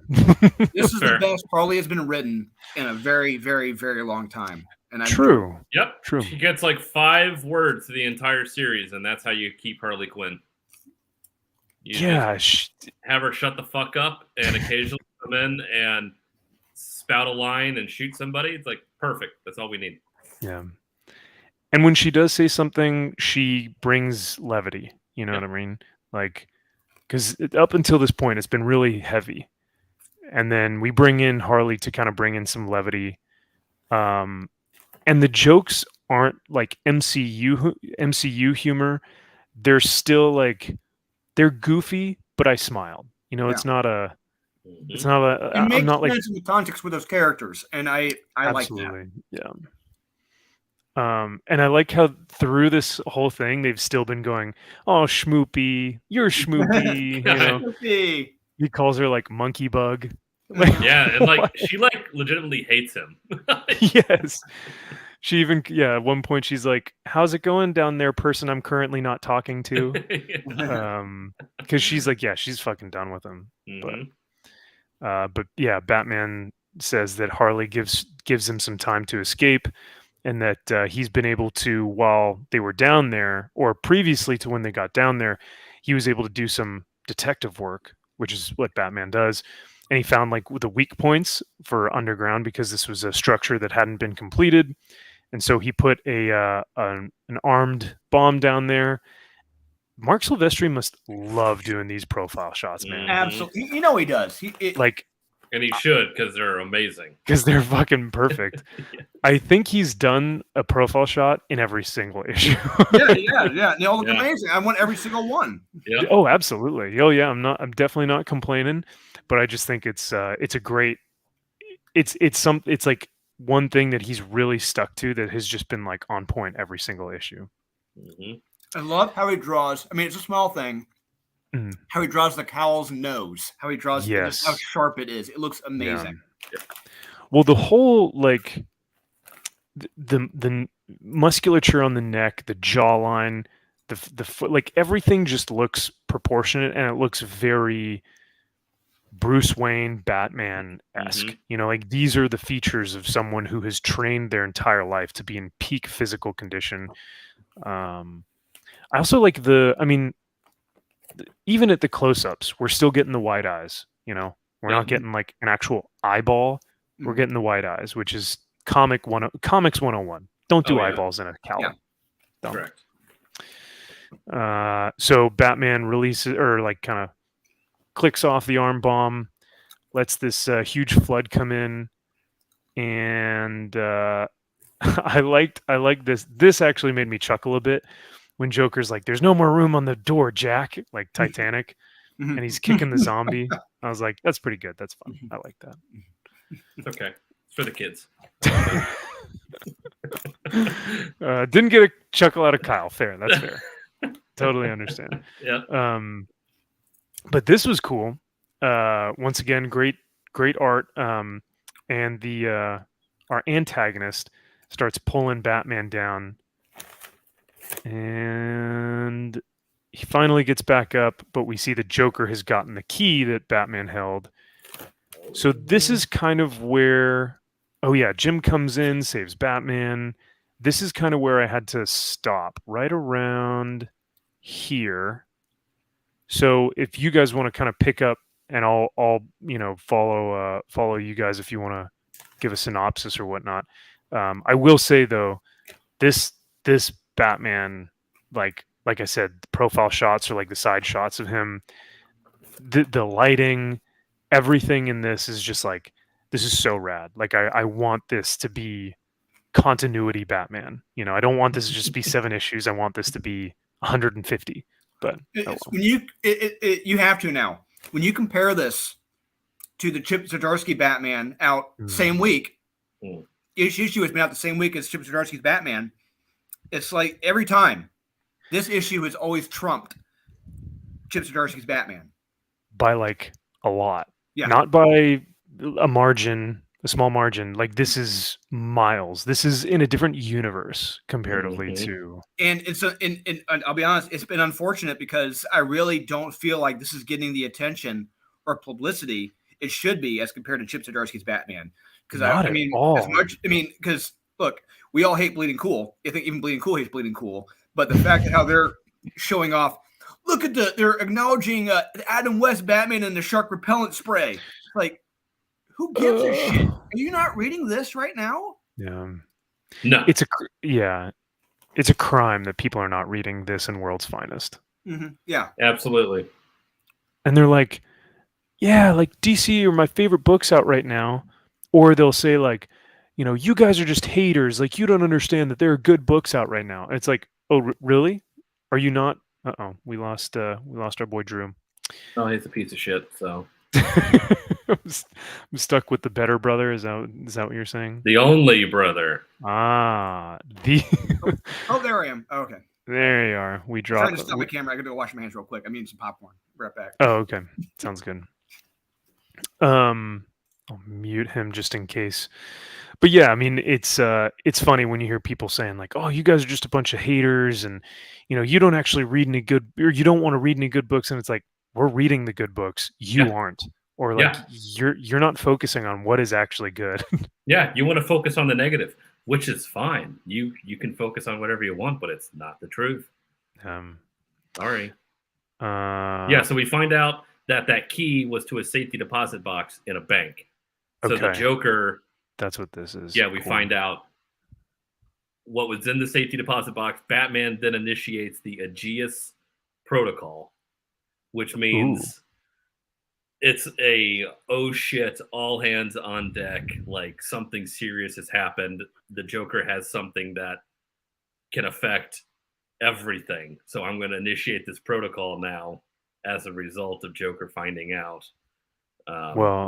Yeah, it looks like they found out his identity, and that's where because I remember last issue she said she whispered something, and we were like, oh, what'd she say? So I guess her and Joker, and he knows. And he knows who I am. So yeah, they're like, oh shit moment. Yeah, so this is him describing the Aegis protocol. Like, I've hired all these people, anybody that might have any information on who I am, they're all put in witness protection. They're all changing their names. They're all being escorted out of here. It's like anybody that has any ties to me whatsoever are all being put in. It's costing hundreds of millions of dollars, but we have to protect this because the Joker knows who I am. Of course. Yeah, everyone's at risk now. Yeah. Now that he's on the loose, like, everyone's dead. Yep, and he's like, he has all the time in the world now to figure out what he's going to do next. Yeah. Protocol is running smoothly, and there have been no threats of actual violence. Cool. Okay. Identity has been compromised. How much the Wayne Sims Foundation? Hundreds of lives upended. Is this Gotham? He's kind of looking at. Oh, nice. Okay. That's kind of cool. I've never seen that before. Says. Yeah. There's a good line that Alfred says towards the bottom here of this page, when Batman's like second guessing himself. Oh, okay. Like, I could have done more. I could have found a better way. I've ruined all these people's lives now. Yeah. And he's comparing himself. He says, sometimes it's good to remember that Batman isn't Thomas Wayne's son. Bruce is. Yeah, that's cool. Fucking awesome. I like that a lot. Yeah, you need Alfred, the wise sage, to just come in and say, listen, like, you're doing the best you can. But unfortunately, because of Tom King, we're never going to have Alfred again. So we can right. Yay, good. And there's much rejoicing. Yeah. No, yeah, Alfred is the angel on his shoulder. Like, Alfred is like when Batman, like, so Superman has Lois. Like, when Superman comes home and he's like, fuck, I don't know if I can do this anymore. Lois is like, you can do this because I know you, and you are for humanity. You are Superman. I know that you are the good that you say you are, and you want to make this change, blah, blah. Batman has Alfred. And when he comes home and he's like, I can't do this anymore, Alfred's the one to go, I know you, and you are this good man. You can make a difference. You can make this change or whatnot. And and also, like you said, be easy on yourself. You are human. You are Bruce. You're not you're Bruce before you're Batman. Yes, and you need to have that also the person to put you in check. Like, no, you're acting like a jackass. Like, what you're doing is wrong. Yeah, like, you really need to get yourself in check. Like, having that. Know your limits, Master Wayne. Yep.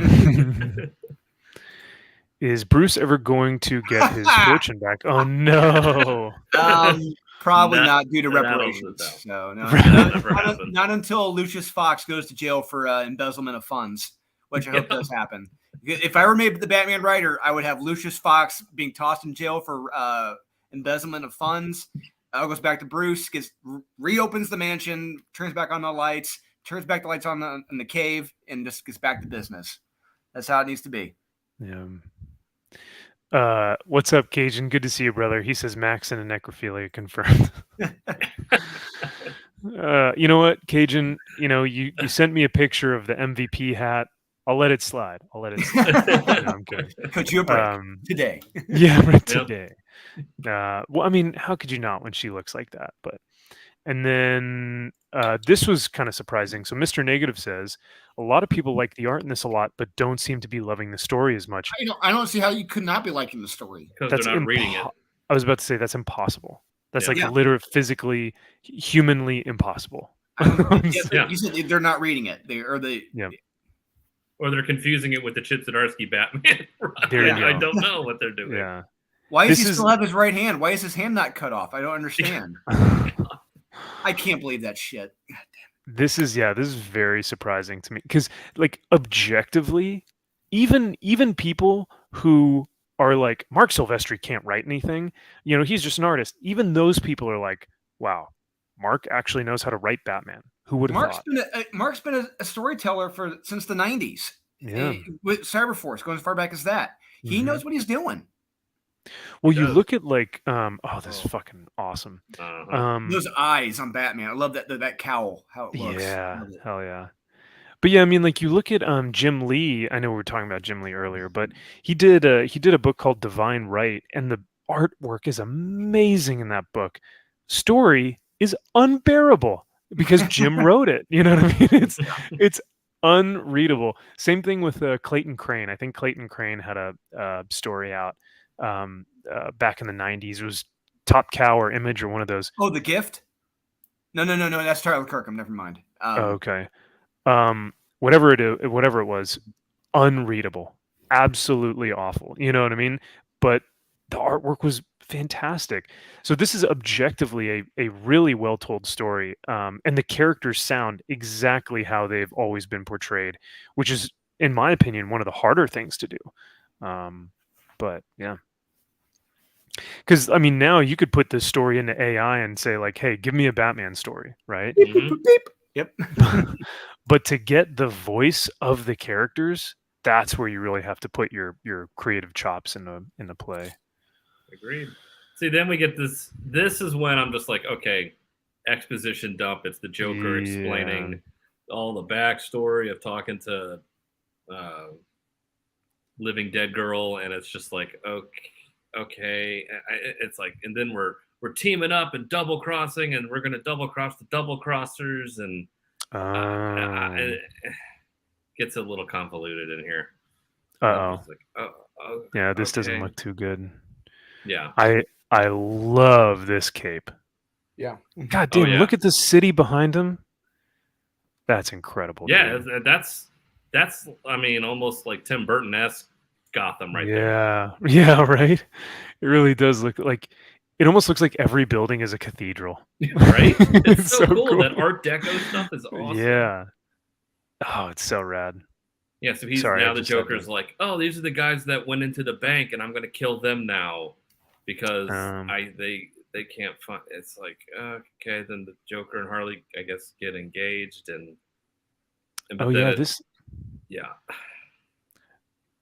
This looks very, this is exposition time now. That's all this is.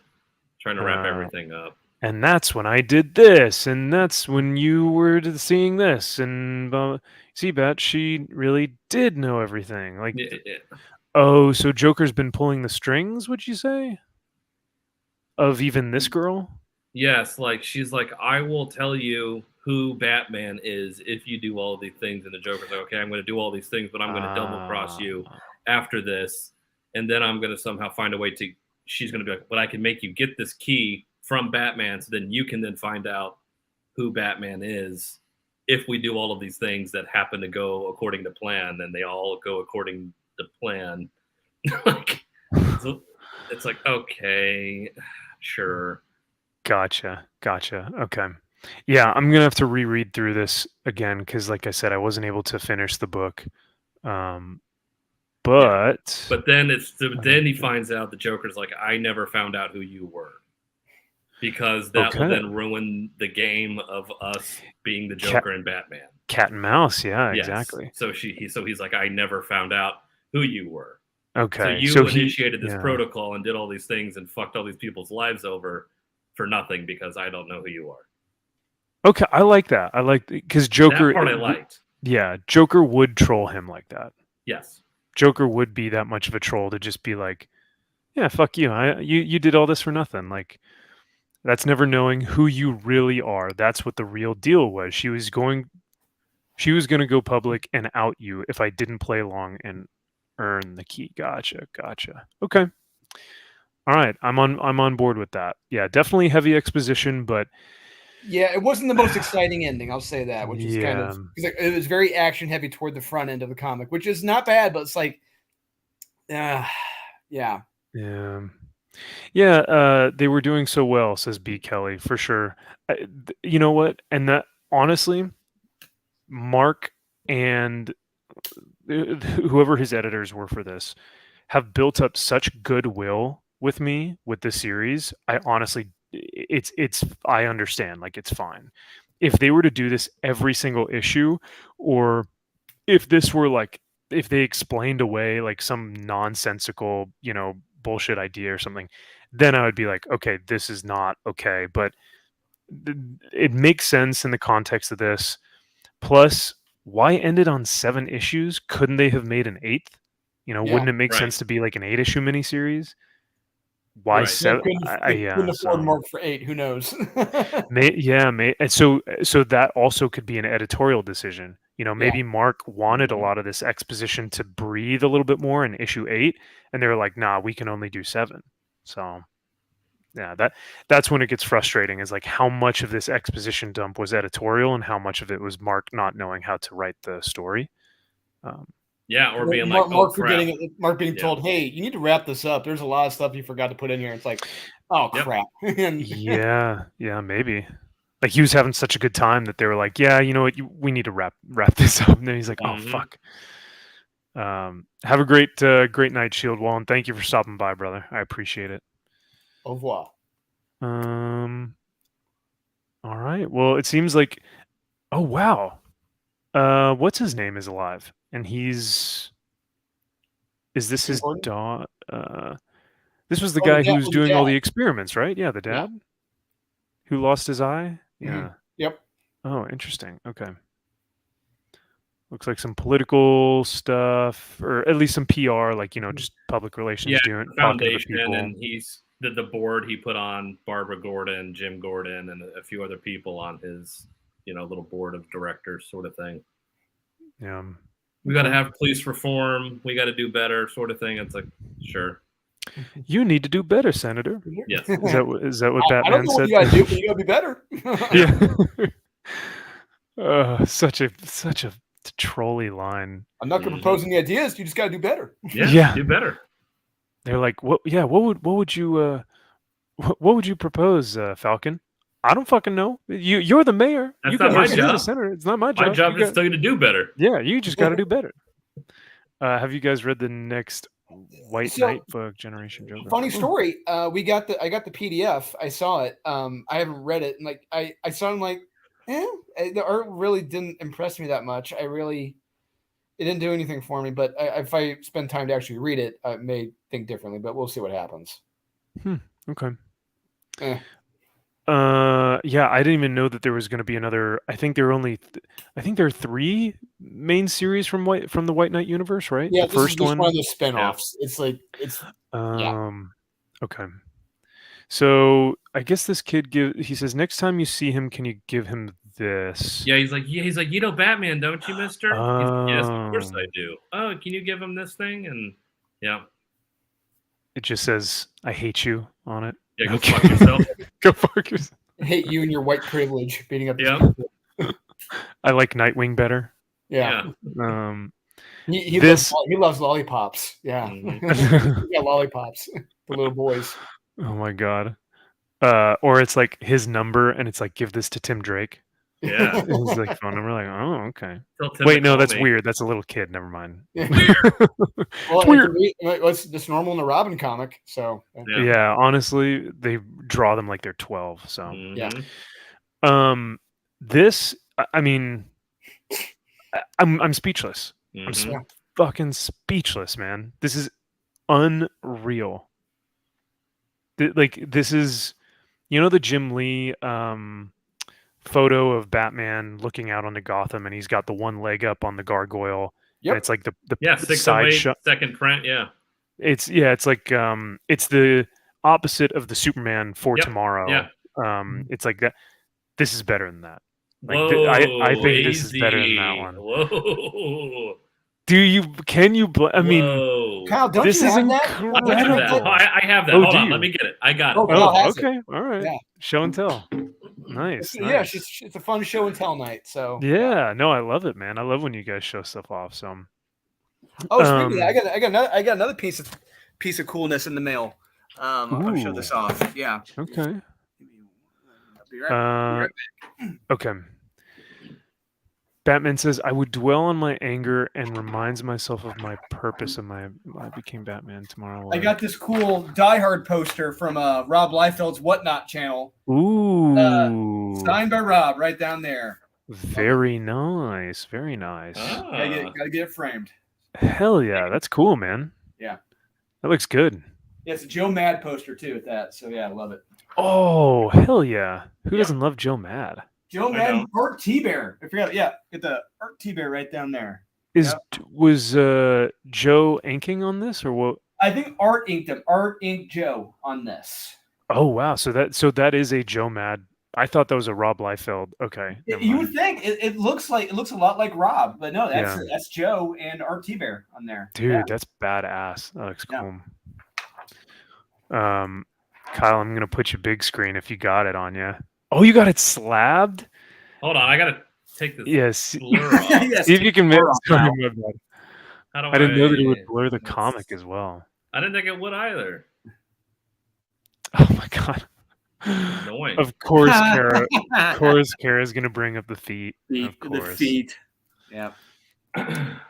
Oh, okay. Here we go. So this is signed. That's cool. Yeah.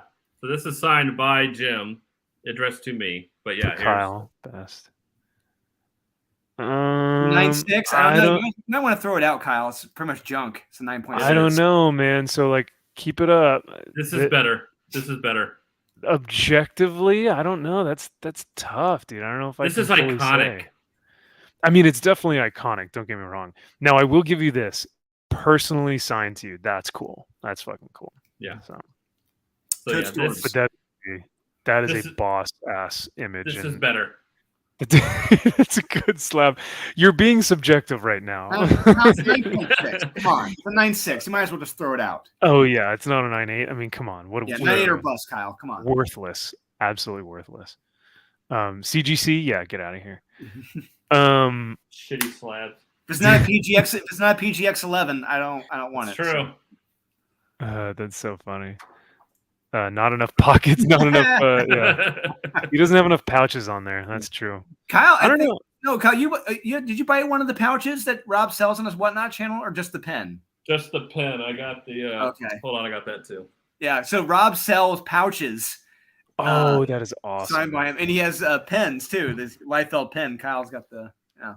Oh, cool. Hell yeah. Liefeld pen. That looks sick.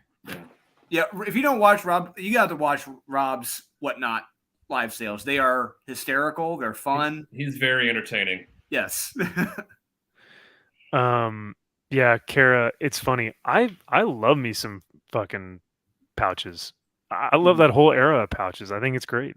Yeah. Mm-hmm. He monetized the meme smart. Of course. Yeah. Monetize the haters, monetize the meme. Absolutely. Why do you think I keep calling myself MVPness on my Sunday night streams? Because people made that goofy nickname. Funny, very quick and funny story. My parents watch my live streams every now and then, and they texted me the other night, and they were like, "Why do people call you MVPness?" And I was just like, "Oh no." Well, that's why everyone asks, "Why are you Kyle, not Kevin? Where does that come from?" Good why question. Good question. Yeah. We've shared the story. I mean, this goes all the way back to when we were doing the podcast for Sean. And we were doing that before that. We're helping Sean with live sales on Facebook Live back in like 2017. Yep. And some customer messaged to complain or something, said like, yeah, it was that live sale that Sean and Kevin were in. And we're like, Kevin? Who the hell is Kevin? There's no Kevin here. Yeah. They meant me. I thought my name was Kevin. Yeah. They keep calling me Kevin. That's brilliant. Yeah. See, you monetized your or whatever. That is awesome. Yeah. Harley, it is true. Confirmed. I do like big pouches. I will 100%. You can do so much with it. But Max, why do you dance in silkies? Because the night that I danced in silkies, it was my monetization stream, and I said anyone who donates $50 will either get me to take a vodka shot or can see me stand up and see the silkies. And people donated this guy in particular. Someone liked it. Yeah. Oh yeah. Well, we all know Josh liked it. But this man right here, what's up, Harley? It's been a while, dude. Good to see you on the channel. But yeah, Harley donated 100, and he said, "Dance for me, monkey." And he made me take a shot and dance. So, but I mean, hell, if someone gives you $100, I'm gonna fucking take a shot and dance. Like, yeah. So you just reminded me of the movie Blind Date with Bruce Willis, where John Larroquette has a gun on him. He's like, "Dance." Moonwalk. Oh, I hate that shit. But yeah, good to see you here, Josh, our resident diversity hire. So yeah, Max made some bank that night. Prostitution at its finest.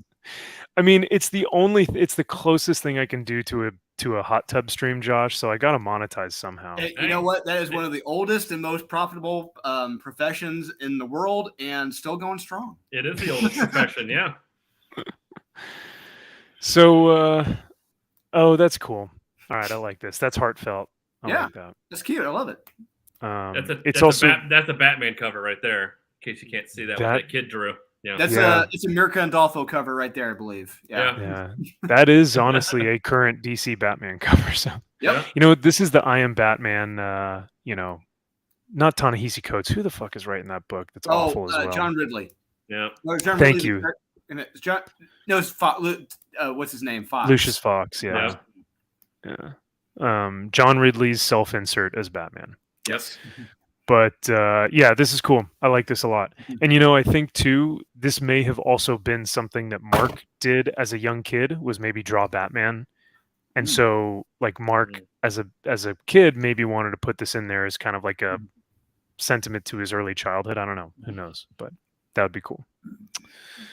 That's rad. Oh my good Lord. Gary, now that is better than the panel you showed above, and better than Kyle's crappy 9.6 slab. Wow. We're throwing shade at your slab tonight. Yes. You guys are just jealous you don't have it. That's all right. This panel is amazing. I love it. Perfect. Yeah, this is really, really fucking cool. And that's a tough pose to draw. Like to get the proportions, because like this bent leg could have been much shorter and it could have looked weird, and like the position of where he's at, like this could have been a nightmare, but this looks really, really cool. That's awesome.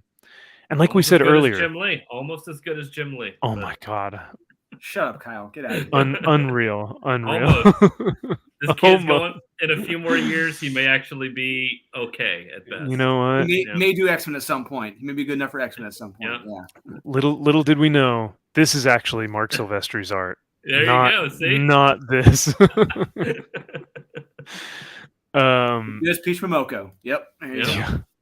But this is freaking rad, man. I mean, everything about this picture, like even the details in the city behind him, like what the hell? It looks like it's almost on a hill, like it's so vast. So it's just on a hill or a mountain or something. Mark is going to be at Dallas, so we need to see if he has this OA. If he has any of the OA with him. My god! I'm hoping he does. If he does, I mean, Drew, I'm gonna sell you. Like, I'm gonna sell you on the street to make money to buy this OA, because it's easily gonna be 20 grand, 30 grand. Like, there's no way that these original art pieces aren't anything less than 10K. Yeah. Then have Jim Lee ink over it for it to be better. Oh my god. Can I get rid of you? No, I didn't want to do that. I would want to do. Oh my god. I don't actually know how to remove you, because I can remove you, but I'm also afraid that I will actually like kick you. So there's a difference between removing you from here and kicking you from the stream. So I gotta make sure I don't do loser. Hang up on him. Hang up on him. So I did look at kind of like these next few pages, but it looks like she's alive and we might have a new villain out on the streets. Is that anti-hero? Easy. Oh, so they didn't actually make her bad. No, she's like, you'll be okay for now, but I'll be watching. Okay. Yeah. Okay. I mean, more of her. I'm all about that. I hate Although she does have Punchline. another severed head, but still. I mean, the thing is, what separates her from Harley and Punchline is that she's not in love with the Joker, and we understand her motive. Her motive is very damn clear, and I love it. Yeah, she actually has a villainous reason to be there, not just because, hey, let's make a Harley ripoff. Yeah, like that's what Punchline is. Like, at the end of the Punchline series, she is effectively Harley Quinn at that point. Yeah. Hey, remember Miracle Molly? Wasn't that a thing at one point? Yeah. There's another derivative character. What the hell happened to her? She's nowhere. Nowhere to be found. Green-haired, side-shaved Miracle Molly. Yep, gone. That drawing feels like it's a throwback to something way earlier. Yeah, that's maybe. Deep. Something from the 90s. Yeah. That's a deep cut. Deep cut. I didn't even bother picking Batman up. I haven't been reading and don't want to read. I don't blame you, Josh. No, but this Batman, this is different. You know what I mean? Like, there's a difference. Yeah. No. This is Deadly Duo. Like, there is a large difference in quality. I mean, we were talking about this earlier. It's in a different galaxy comparatively to the regular Batman run. So, Mike Hawthorne, Mark Silvestri. Come on. Yeah, it's Oh, hell yeah. Dude, Harley, thank you so much, man. Yeah, if you guys want to donate to the Stream Elements link, or you can grab yourself an MVP hat, which helps me out, helps the channel out, and you get a dope hat. So, look at that. It's fly. I might have to. What's up? I might have to. Put that Comics Elite logo on it. Ooh, I can maybe see if I could do a Comics Elite special, a little exclusive. Yeah. I number it, and it comes with a KOA. There you go. 1 out of 10. I liked your Batman voice, Kevin, says Josh. Now, is he talking about? Oh no, never mind. Kevin Conroy. Yeah, I was about to say Kevin Conroy or you, Kevin. I don't know. I am Kevin. You are Kevin. To some people, you are Kevin. Yeah. Let's see. Yeah, no one rips off Harley. Yeah, then they tried to make Birds of Prey with Miracle Molly, and that bombed. Of course they did. Anti-heroes don't have to be bad. It just depends on how well they're done. I mean, look at Punisher. People liked Punisher more as an anti-hero than they did a villain. Same thing with Venom. To this day, I know Todd hates that Venom is an anti-hero. He always wanted Venom to be strictly a villain, which that would be pretty cool. I hate to say he should be. He should be. Yeah. He should be a villain. Yeah. And so should Carnage at this point.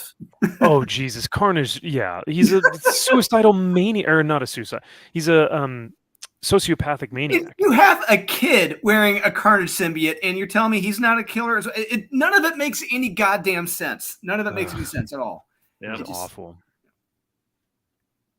I thought this was the Batman milestone that came out this week with all the various artists at first. No. This is we wouldn't look at that tripe. This does not have the shark repellent bat spray in it. No. We only look at the best and the worst. We don't look at just mid. Well, actually, we have looked at some meh books, but mainly on the Fridays, I feel like we look at either like the best of the best or like this was rip it material. So that's another thing I'm going to miss. I'm going to miss getting my anxiety and my anger out by seeing you guys rip comic books. It's going to be unfortunate, but oh well. I know. Well, it was a shame that Sean's like, hey, stop ripping a lot of these so we can sell them. Because I'm literally losing so much money. I don't want to lose any more money. Yeah. It would be one thing if you guys were like making a ton of money from those rip it like videos and like you could monetize the rips. But at this point, it's like, yeah, no. Yeah. Oh, yeah. So, Josh, I don't know if you know, but these two lovely, handsome, qualified gentlemen will be taking their time off from the Monday show. So we will only be doing the Friday show from now on. So B. Kelly says, I just meant that sadly nowadays, most anti-heroes are written so badly. Oh, yeah. Very true. Yeah, for sure. Cajun, thank you for being here, brother. Have a great night, man. And yeah, I'll see you soon. Thank you again. Yeah, catch us on these Friday wrap-ups, and then also Sunday morning I'll be on with X-Ray Girl doing some Warhammer stuff. So fun. But wait, do so you with guys Warhammer? Do you just paint little tiny fucking figures? Is that all you do? Kyle, just pull up your Jim Lee thing again. I know you're really proud of that, so like, Yeah. you just want to show that off again. You mean real art with real things? Like, I still don't understand what Warhammer is. You mean an arbitrary grade that some guy gave you? Like, he didn't even give you a 9.8. So just throw it out, Kyle. It's garbage. Yeah, that's worth more than 20 of your little figurines or whatever the fuck they are. I don't know about that. I mean, if you look at some of these exclusive books, it's brutal. They're pricey. They're pricey, but yes, on our Sunday streams we build, and then I think X-Ray Girl is about to start painting some of hers. So that'll be and cool. then you do what? What with them? And then you put them up your butt. And, Okay. And then what? And then you put them on a tabletop, and you can play like a strategy game with them. So that's what it is. Okay. Yeah. So it is a tabletop strategy game, but so it started as a tabletop strategy game that you would get like the miniatures and you'd play on the board with them, and then it became like a novelization because they started to build lore for each one of the factions. So you had like books being made, you had magazines, and each one would like tell a story about characters and factions. And then people were like, fuck, this lore is so cool, let's make a video game. So yeah, and then I think there's one other thing, and now they're potentially doing the show. So yeah, it's like everything wrapped into one. But okay, I always thought it was a video game, and I'm like, what are you making? That's a it just didn't compute with me. And what's funny is like most people actually think that Warhammer is first and foremost a video game. That's what most people know it as. So we found the Toiler Service candidate. You, sir, have not met Games Workshop yet. Speaking of Warhammer 40k, Baltimore did a 3-hour video today. He did on the Arcs of Omen covering the Lion. I need to watch that. That looks freaking sick. Chaplain Bald is epic. Guy should do audiobooks. Kyle is a nerd who shames nerds for nerding on nerd things that Kyle doesn't nerd on. Ooh, damn right. I like that. To be fair, Harley, I nerd on nerds who do Funko Pop things. Because I will never nerd out on that. Oh, like was it like the Red Letter Media guys do the Nerd Squad or whatever? Nerd Crew. I think Nerd Crew. Yeah. So many Boba Fett's. Yeah. Very cool. Very cool. When they're like, we must please our Disney overlords. Hail the mouse. Mr. Negative, I haven't played any of the Warhammer video games. From what I've heard from like active gamers, they're not the best. They're not great, but they're okay. So yeah, I guess that's something. But I don't know, chat. You guys might know a little bit more about the Warhammer video games. I'm not sure. So to be fair, we all give shit and we also take it. It's what makes us the Yes. fellowship that we are. And that's There you what go. guys do. You give each other shit. That's Yeah. what you do. That's Absolutely. very toxic, Kyle. I don't know if we appreciate that. Fair. Yeah, I kind of, there should be like a safe space on YouTube, but unfortunately, Or at least a button for it. yeah, wouldn't that be something? Sorry, guys, I'm gonna go to my safe space now, Yeah. and then Time you just out. kind of Time out. Wait a second. There was that's what I was gonna say. Yeah, speaking of like giving each other shit, I was watching FNT earlier, and they were talking about Guardians of the Galaxy, and I thought it was so refreshing because they were arguing, but they were arguing about story elements, and they were arguing about like character development, and instead of like, oh well, this fucking, they put like socialist things into this and blah blah. None of that. It was like, why would Gamora act this way if they have her come back? But in the first film, she acted a different way. You know what I mean? Like Gamora's character doesn't have continuity within the first film and the third film. So what, like that stuff is so much more interesting. And they were arguing about it. And I was like, this is refreshing. I love this conversation.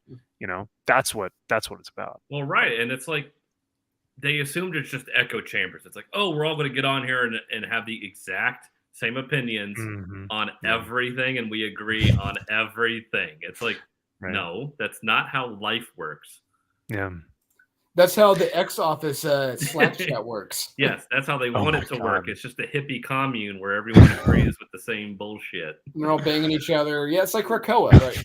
Basically, it's Krakoa, yeah. Yeah, they've created their own like little utopia that is a living nightmare, a hell on earth. Yep. Oh, good. Thank you, Harley. He got a case of Bud Light for us, guys. It was for free. Good. Did you get it at Fenway Park where like no one was at the Bud Light stand? Great. Mr. Negative says, yeah, my girl gets mad when I make fun of her. She doesn't get it like the homies. It's true. Yeah. And I mean, it's funny because like whenever you listen to guys' conversations, they're like, what's up, you piece of shit? But yeah, I mean, it is, there's something to be said for it. I remember when I was a kid, I would get made fun of by like some of the older kids on the football team. And I'd always come to my dad and I'd be like, Dad, I don't think they really like me because they're always like giving me shit. And he's like, no, that's why they like you. It means that they do like you. Yes. Like if they were just like, oh, hey, dude, like they'd be like, oh, you're insignificant. But if they're jabbing at you and giving you shit and like taking your helmet or like, giving you a hard time, that means they want you to be part of their like group, like do it back to them. And that's part of the guy thing. I don't know what it is. It's just what we tend to do. But exactly. Yes, this would be a nightmare, Harley. Could you imagine thinking that life works the same way as the internet? Oh, God. Oh no! Woad Warrior says you got to tuck when you crack open the can. Oh no! But yes, you do have to do that. So. That's true now. That is a priority number one if you do drink that. So you're like Buffalo Bill from Silence of the Lambs. We're a sugar-dripped fat person. Yeah. Oh yeah, his voice is something else, man. Mm-hmm. Well, I think we can probably end it there because we've pretty much gone over everything. Was there anything that you guys want to or can think of, or anything that you guys want to hit before we head out? I was just going to say, I mean, if we wanted to flip through Batman 900 or talk about Batman 900 real quick, like that, because that's the milestone issue. Yeah, if you want to go through the end of it, of just the member-berry part. Yeah, I mean, I'll just... if you're finding out to talk about, I mean, this book was not special to me. There was nothing special about it. Okay, yeah, Jorge Jimenez did some pages. Okay, they look great, but in the context of the story, it's like, this is like you said, Kyle. It's a member-berry book, and I don't care. It's like, remember Batman '89? Remember shock repellent bat spray? Yeah, shock repellent bat spray. It's like, what does this do? It does nothing for me at all. It serves no purpose for him meeting all of these Batmanses, and they're all like, hey, friend, every Batman needs to have a utility belt. Here's a utility belt. With some shark repellent bat spray for you to use. You might need it, chum. It's like, fuck off. Like, what? Oh, Like, God. Chip, you cut off Batman's hand. You had him give himself electroshock therapy treatments, and now on top of that, he pulls the movie Shocker, where he's going through these different worlds, running into different people. I hated this comic. I hated it. Yeah. Damn, that sounds brutal, man. Yeah, I didn't obviously read this for, those issues, and I remember you guys kind of did an early review of it. Dude, this is a big book. It's like a graphic novel, eh? Yeah, it's like almost 40 pages, I think. Oh my God. Oh, stupidity. Yeah, and you have the not Joker talking about wanting to be Joker, and it just goes on and on and on.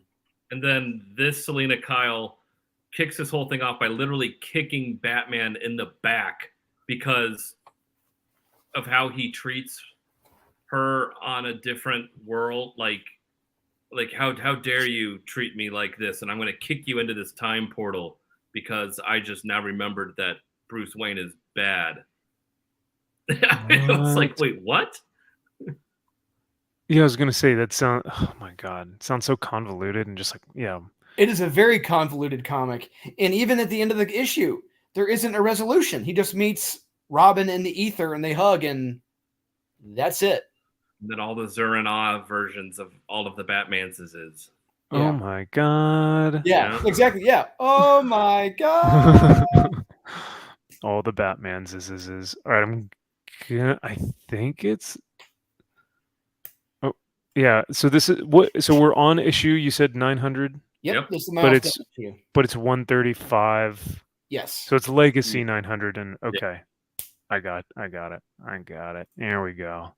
Took me forever, but here it is. This is but first, no, go back up. Oh no! What did I miss? Oh no! This is the opening page. Yeah. The last panel. You gotta read the last panel. Last panel. This one? Yep. Yeah. I need electroshock therapy. He came to that conclusion on his own. What? Still need to stop Red Mask, but first I need electroshock therapy. That's the first page. Oh my God. Hey, look, guys, it's the Summer of Love. Yep. It's this looks mostly peaceful. Yes, it is. Mostly peaceful protests. Yeah. Oh, wait to see what Alfred does in this. Oh, yes. Oh, it's man bats. Oh my God. Whoa. This is toxic. He is the Joker. This is the Joker. What? Yeah, that's the Joker without being the Joker. Yes. Oh, that's okay. Yes, Got you. He wants to be the Joker. Okay. So this is Alfred then? Yep. Yeah, so go back up. So he punches two cops and he's like, I'm trying to do the right thing for once. People out there are dying. Finally I can do something with all this money, sort of thing. Like us rich people can go out there and take it to the streets and give back. It's just another statement of rich people by Chip Zdarsky. Yes. If you didn't get it in Daredevil, you're going to get it here. Look who it is. Mark McGrath, who's down with the MVP. It's about time. It is about It's only 3 hours into the stream, my man. Yeah. No, I'm kidding. But yeah, thanks, Mark. Good to see you, dude. And hello to Nadia, the beautiful Nadia. Say hi to Chris for me as well. Yeah, Harley, this is fine. Everything's burning around you, but hey, this is fine. Mm-hmm. I thought we weren't talking Batman. Well, this isn't Batman, Josh. I don't know what this is. This is Chip Zdarsky dressed as Batman. Good call.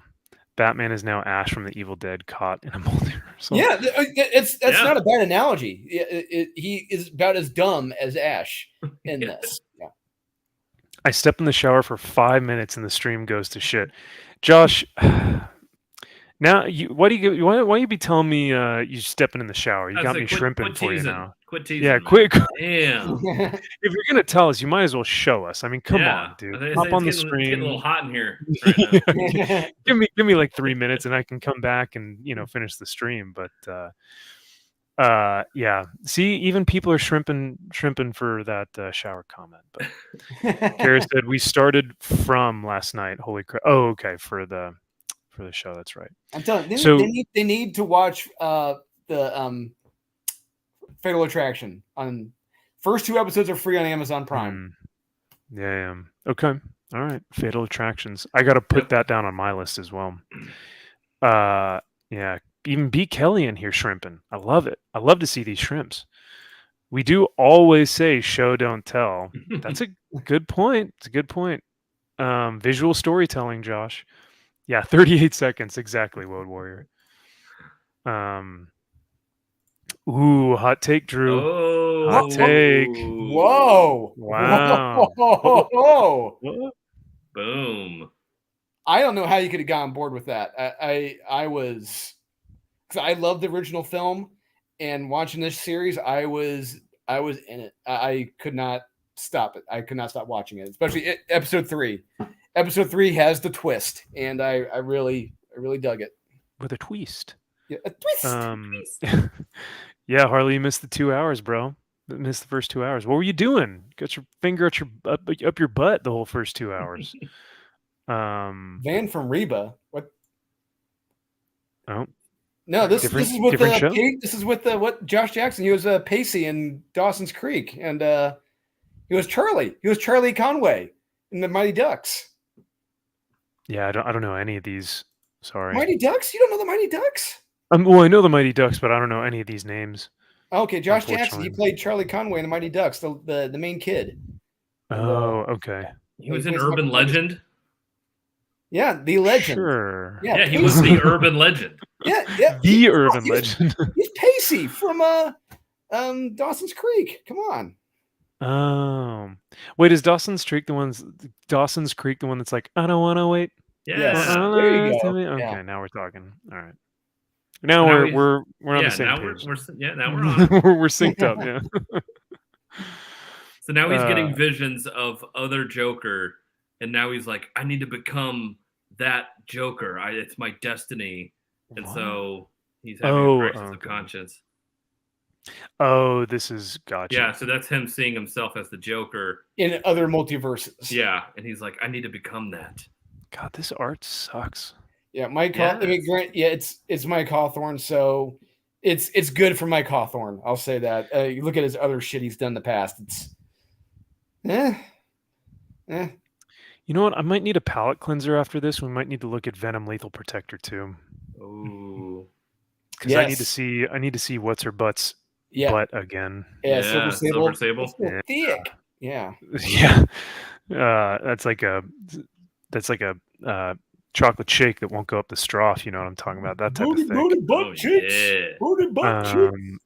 Yeah, I guess she was thinking of True Lies show. Oh, True Lies show. Ooh, thanks. Stay away from that. Yeah. Speaking of that, I'm watching the actual movie right now, and this movie is awesome. It is free to watch on Tubi right now. True Lies, the movie. I didn't even know Tubi was a thing. Yeah.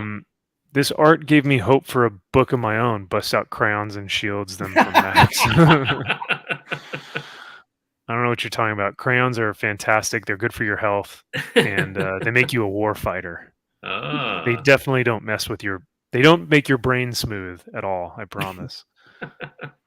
Let's see. So you guys said that like towards the end here. Yeah. So go back up here. You see Selena kick him. It's like, don't make me. You're not allowed to make me feel, like I'm insignificant or some bullshit. And I feel like, and you don't make me feel that way. It's like, this is what starts it. Oh. This is where it turns into the movie Shocker. You know what I'm realizing right now? Look at how much of a pathetic loser this Batman is comparatively to the very competent, very courageous. Like the Batman in Batman Deadly Duo has a plan for everything. He knows exactly what's going on. He has an internal monologue at all times. This Batman seems worthless. Oh yeah, he's a total cuck. He doesn't look physically imposing or intimidating as the Mark Silvestri Batman does. Not with all. That special ed helmet he's wearing. Hey, I still have to wear a helmet on the bus. But the short bus, yeah, right. It legit looks like this is someone who just put on cosplay. Like they bought some jeans, bought some shin pads from like a sports store, and then wore a Batman shirt. And then we're like, okay, I'm Batman now, right? He had to call this together on this world because there was no Batman. Oh, okay. But guys, member berries. This looks like Jack Nicholson. Whoa! Action news. Wow. Whoa! Deadly Joker is back. Love that Joker. He said the line. He said the line. Oh my God! It's. I'm Batman. I'm Batman. Oh my God! I remember this. That's the suit. He's wearing the same suit. Oh my God! And then he says, "Sorry, friend," but you'll have. He never would have said, "Sorry, friend." I do not see Michael Keaton Batman saying that at all, or talking that much. Because you'll hear the same line, almost identical, from another Batman we run into that might make more sense. Almost written, not quite verbatim, but he says, "Sorry, friend," also. Oh. So they all just talk the same. Yes. Well, Eliza Dushku. I had a poster of her on my wall growing up, along with Pam Anderson. Still turned out gay, though. See, if you had the Yasmin Bleeth, it probably would have been fine. That's it. Yeah. Josh, what's funny is I had, male posters all over my wall, but I turned out super straight. So I don't know. Maybe there's like a reverse psychology or something. That could be it. What's up, Smoo? Great to see you, dude. Yeah, definitely simp Batman. It's a shocker, all right. The panel was pink. The comic did stink. I wish I had the Gary's thing here. Snare drum, yeah. That was good. That was good. That the 89 suit does look decent. I'll give it to Harley. I'll give it to him. Yeah, he did a great job with it. Yeah. Let's eat butts. You want to eat butts? Let's eat butts. Or as the new trailer, he says, "You want to get nuts? Let's get nuts." Let's get nuts. Oh, good. Aren't you excited? Yeah. That says you want to get nuts, all right. Yeah. Did they change the artist? Or is it changes. Yeah, it changes. Okay. All right. Interesting. Like Vampire Joker. All Vampire right. Joker. Whoa, that looks like Mike Mignola type of dealio going on here. Could be. Oh, so they're all right. So they're going through the ages. It's like 60s. Yeah, like I said, it's like movie Shocker. He's going through different channels, pretty much. Oh, animated series. I remember watching the animated series. Yeah, look at that. Yeah. No, awesome. Not gonna lie, I actually did look at this and I was like, "Oh, that's cool." That's your target audience right there, ladies and gentlemen. Because I eat crayons and yep. But well, look, Arkham Asylum. Asylum, yeah. Jesus. Oh, so they really don't let you breathe. It is just one Batman after the next to go. Yes. Remember this. Remember this. Remember this. And remember this. Wow, it's like page to page. Just wow. Yeah. Interesting. I mean, I do like this suit though. The Arkham suit is like superior. That's a fucking cool. dope suit. Yeah. Yeah.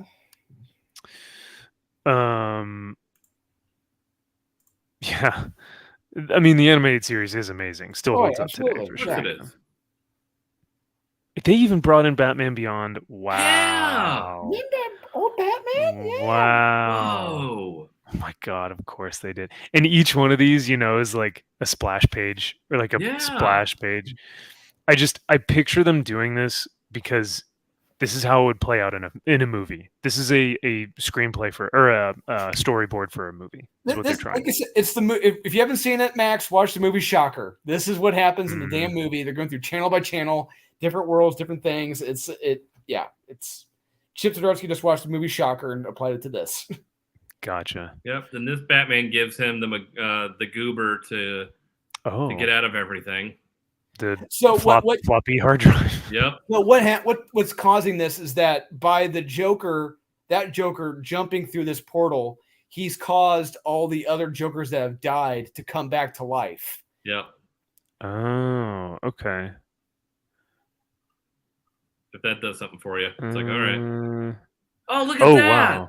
So they. I remember Kingdom Come. Jesus, how many member berries can they put in this thing? This it keeps going. My God, dude, this is so. Yeah, we're getting Batman 1969 era, right? Yep.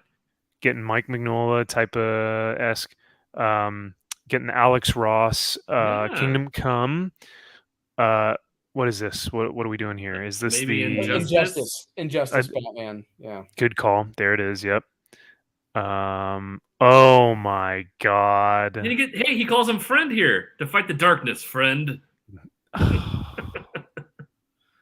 You need a utility belt. Here, take mine. What are we doing? And look, Frank Miller. Oh my God. So many Batmans. This is unreal, dude. I cannot believe they went this heavy into it. And then look, he builds him a hand. Remember the mud hole scene? I remember the mud hole scene. Yeah. He's good. A bit slow. It's like, okay. Bruh. Here, I'll build you a hand. Now you need my bat suit. All right. And look, a floating shark. Oh, is that what that is? A Joker shark. Oh, yeah, because he's got the smile on it. Okay, yeah. No, this is definitely overkill, Smoo, like 100%. And this is Fat Bat logo symbol. Yep. Is this the Ben Affleck? Yep. Okay. Because he took his costume. Yep. Nice. And the shark is eating everyone's laughs. What? I feel like I'm on acid right now. What is going on? Oh, and so Batman. Josh, he had that. Okay. So Josh, he had to have it cut off. It was cut off like in the last issue or 2 issues prior. Oh, okay. Yes, Bruce Wayne does not have his right hand. Yes, correct. And look, this is wild. Just wait. It's kind of a cool shot. Wait for it.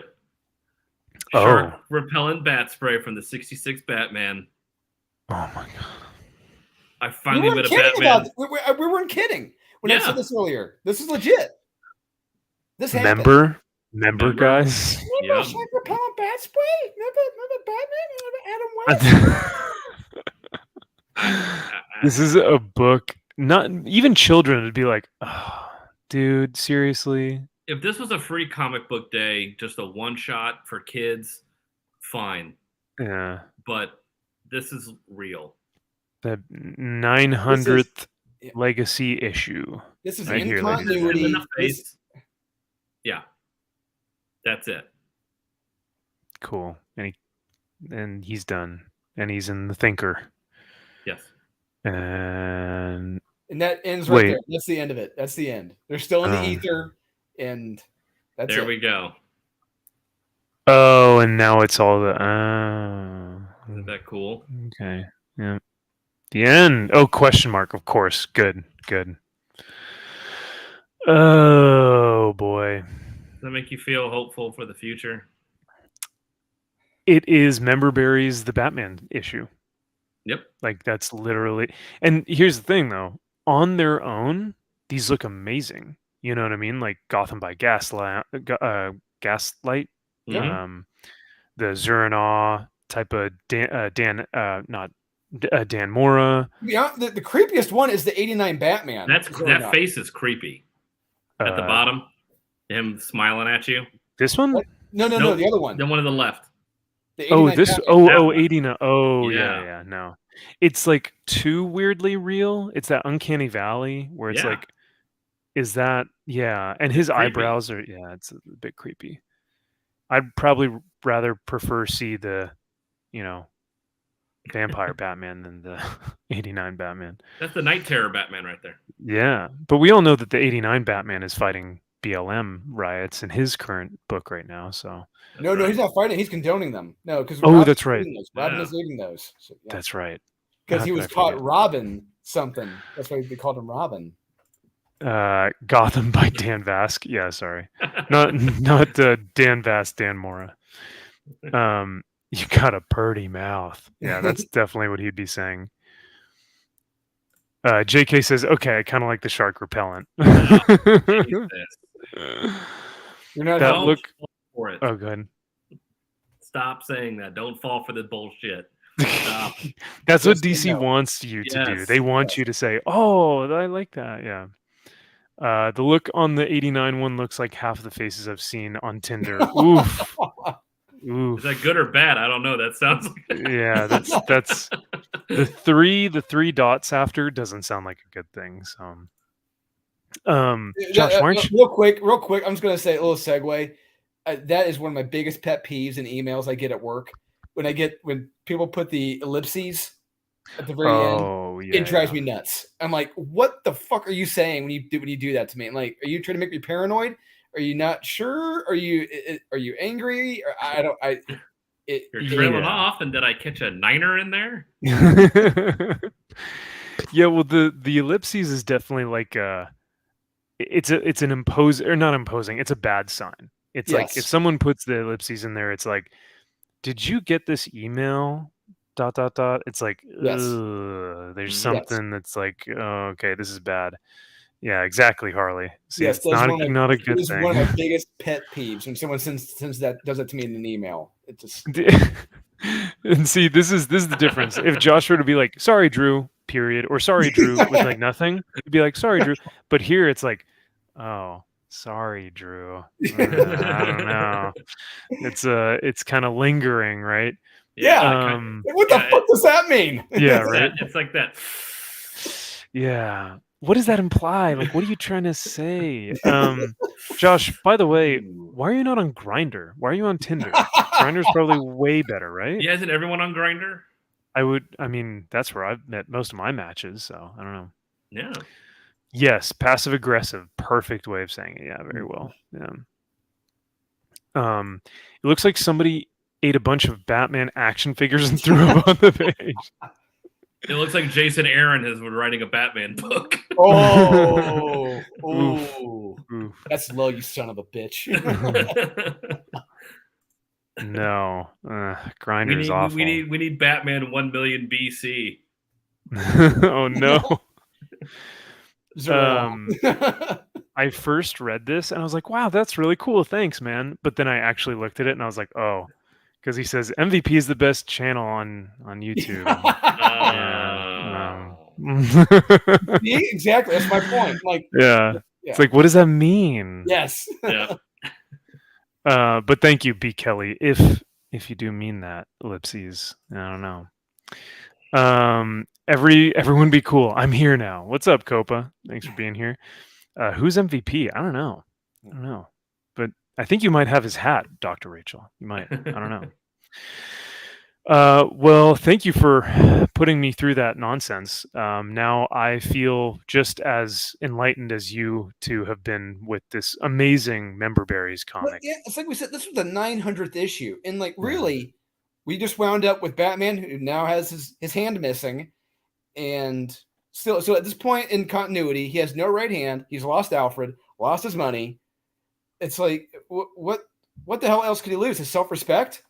Yeah, he's lost Alfred twice now. Yeah, oh yeah, that's true. Yeah. Oh. Gosh, dang, man! It's like when they're about to take Mary Jane away from Spidey. It's like you're taking these characters away from people who, desperately. They have to be just as miserable as I am. Yeah, right. Just an interview of Jason Sandberg for his comic Jupiter. Oh yeah, Jared. Yeah, Jason Sandberg is the man. That Jupiter comic looks dope. So. Yeah, this is too much. The other thing that I noticed is that like I'm not seeing a lot of story, like actual story here. I could be wrong. There isn't a story. None. Yeah, it doesn't seem like there's actually anything happening. It just seems like they're, remember this, which I mean, you know what? Actually, that's a good question. I wonder what the score is for this on League of Comic Geeks. I'm sure they ate this shit up. Yeah, I'm sure. I'm sure they like loved it. let's see. But and then we'll call it a night. But yeah, no, that's I wouldn't It's doubt that no people are Jim like, Lee Batman. I mean, it oh really. my god. It's no 9.6. That's right. It's no 9.6. No. It never. It's no Mark Silvestri Batman and Deadly or Batman Joker Deadly Duo. That's for sure. You can't even remember the name of it. That's fine. You know, it's so inferior to this that you just. Oh God, this gives me no hope for humanity. It's got a 94. Wow. A 94. 303 people out of 323 liked it. A 4.2 average rating. So that's not even four. That's a greater than 4-star rating. Oh. As many as some of you may know, I'm usually not the biggest fan of this Batman run. The backups are consistently good, but the main story changes from amazing to terrible. I've been on the fence about this Batman of Gotham arc, and honestly, my thoughts about the arc depended on the issue. And honestly, I gotta give it to Zdarsky. He really... Oh, that's way too long. Didn't wow. read. Never mind. TLDR. Yep, exactly. Spoiler. All of these are spoilers because they're going to be like, remember Adam West? Remember, it's all going to have. Yeah. This was fucking amazing. Oh my god. What a great way to end this arc and cap off 900 issues of Batman. It didn't end. I love how like just what this was fucking amazing. Like Such a John, that those are the. It is so good. It's so good. This reminds me of reading the 5-star reviews of shitty movies on Amazon. Right? I hunted Rob to find a bad Batman review. Couldn't do it. Couldn't find one. Little more than member berries with great art and some regressive dialogue. 2 stars. All right. That's fair. Still too high though, but that's fine. Still too high. Yeah. The initial art was piss poor. The art when they actually started to get into like the different Batman, I think got better as it continually went through. But it sounds like what Josh just said here, the Batman News gave this issue a 2 out of 10. Ooh. Oh, interesting. Batman. Yeah, there it is. There you go. This is interesting, though. He says, what a waste. Looks like I'm in the more minority on this one, but this issue was a major disappointment for me. And yet he ranked... Oh, okay, 2.5 stars. See, the rankings never match the actual comments. Like... Oh, okay. Like names in here. That's crazy. Yeah. If I were to put this review on any book... If I were to say this, what a waste, looks like I'm the more minority on this one, but this issue was a major disappointment for me, that book's a 1-star at best. Yep. I never understand how these like ratings, well, they don't match the actual comments because they're afraid that if they put a bad rating, people will like give them a, I don't know, bad. You gave it an 8.5? What the hell? Oh my god. Out of what? 80? God, Gabe also liked Predator 1, so like we're talking. What are we talking about over here? How do you like Predator 1? Who the fuck likes that? And not the Dark Horse one. We're talking the Marvel one that came out a few weeks ago. Yeah. What's there to like? Yeah, this comic sucks, but it's a 3 out of 5. It's like no. I award you no points, and God have mercy on your soul. Yes. Audience is now dumber after yes, yeah. That was good, Woad. I appreciate that. It sucked. Shot my dog and stole my wallet. 8 out of 10. Yep. Gray liked it okay too, says Mark. Gray has a great place in this YouTube community because Gray and Eric O'Sullivan are probably the 2 most positive men on the internet when it comes to reviewing comic books. So I definitely give them a pass because they tend to see things that I don't. I'm very cynical. I tend to see the worst in a lot of books. So I appreciate their takes because it's a little bit different than what I would normally see. Even though I most likely won't agree with them, I still appreciate it. So, and yes, Josh Gray is awesome. He's a really, really nice guy. So, doesn't mean he's right though. Doesn't mean that he's right. He can be very nice, but I will argue with Gray that this seemed like just member berries the comic book. So, 5 review sites gave it a 10 out of 10. God damn it! God damn it! This is why comic books will never change. Bleeding Cool. Yep. Comics Beat. Yeah. CBR. Yep. CBR. There's 4 right there. Yeah. I'm positive when I review things. You're positively negative, Harley. Yeah. Gray and Eric are both super awesome guys. So. Yeah, and we are we do see comics to be, we're more skeptical about it. But when you read so many shitty comics, like you can't help it. It just becomes part of what you're like thinking, at that point. So, well, and when you read enough of them, your antenna goes up pretty quickly when you can kind of tell like something's off here. It doesn't feel right. Something feels wrong. Yeah, so yeah, if you're just reading 1 or 2, 3 a week, you're not going to notice it. But when you like Kyle said, if you're reading 20, 30, 40 a week at a time for 2 years, you're going to notice these things very damn quick. You also can see the signs very quickly. Like if you like read the first few pages, you can already see this is going to be a skip it, a meh, or like a top 10. Yeah, you can tell right away when something's really good. It's like, oh, okay, they're onto something here. Yeah. The unfortunate thing is like when you get a good book and then the last page or like something in the back of the book just loses all, just ruins it, loses all that good, goodwill it built up. The goodwill that it had built up. And it's unfortunate because you took the time to read that entire book and then you're like, oh, it's a skip it. And yet I had to read this whole thing and they ruined it at the end or whatever. So yeah, unlike Batman Hush, when you have Jim Lee on this amazing art and how it starts out, it's just so absolutely amazing. That book wasn't even good. Like, I don't even think the story was any good. I think it was just a cool cover. What are you talking about? It has some cool moments. I'll say Batman Hush. It's great. Oh, is it Hush? Oh, okay. Yeah, it all started here. This is the first issue of Hush. It's the second print.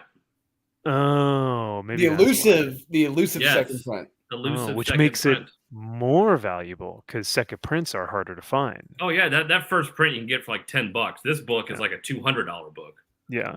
Well, that cover is also, even if it was a shit cover, which is the greatest cover of all time. I mean, yeah, it's a no-brainer. Hey, Kyle has a knack for fiction. That's all I got to say. Would you rather have that cover or would you rather have the Neil Adams cover of Superman breaking out of the kryptonite chains and it says "Kryptonite no more"? I've had that book twice and I've sold it twice, and I do like that. I like the colors on that one more, obviously. Yeah. Josh says, I don't know if I've been this excited for a next issue of Batman book since the heyday of Scott Snyder and Greg Capullo's run. Geek Dad, 10 out of 10. So you're excited for the next issue. I don't care about the next one. What about this one? Yeah, right. Well, his excitement for the next issue should tell you how good this issue was. No, it shouldn't. It should be like, this book is so terrible, the next issue has to be better than this. It's like, Josh, how could it be any... His hand is gone. He's not a millionaire anymore. What?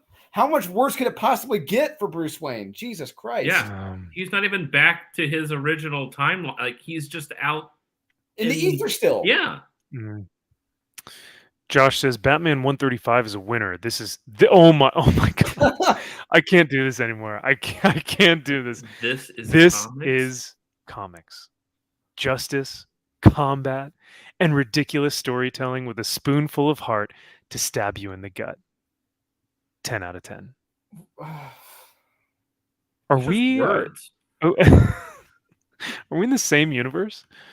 We're not. This is comics. You know what this comment reminds me of? Remember the video we did a month or so back where the kid was like, this is peak Marvel. He was talking about the first book he ever read, and it was the X-Men book of Jean Grey making Iceman gay. Yeah, and he was like, "This is Marvel."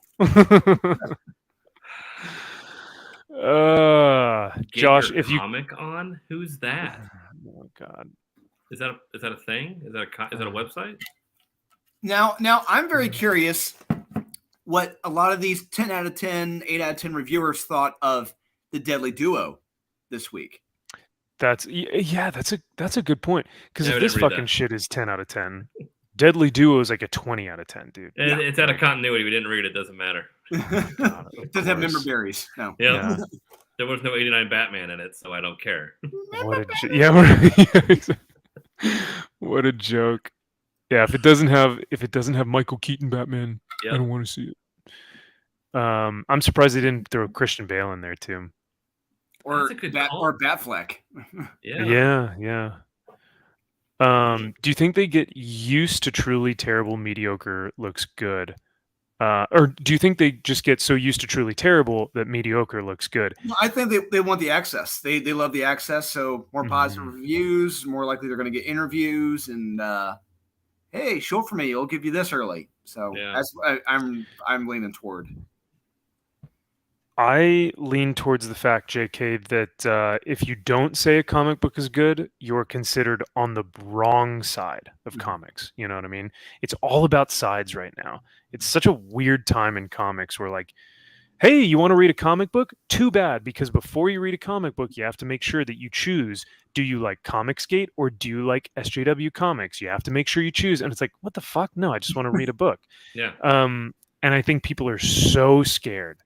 Like literally terrified of being even just associated with the other side of the comics, that they will give anything a good review.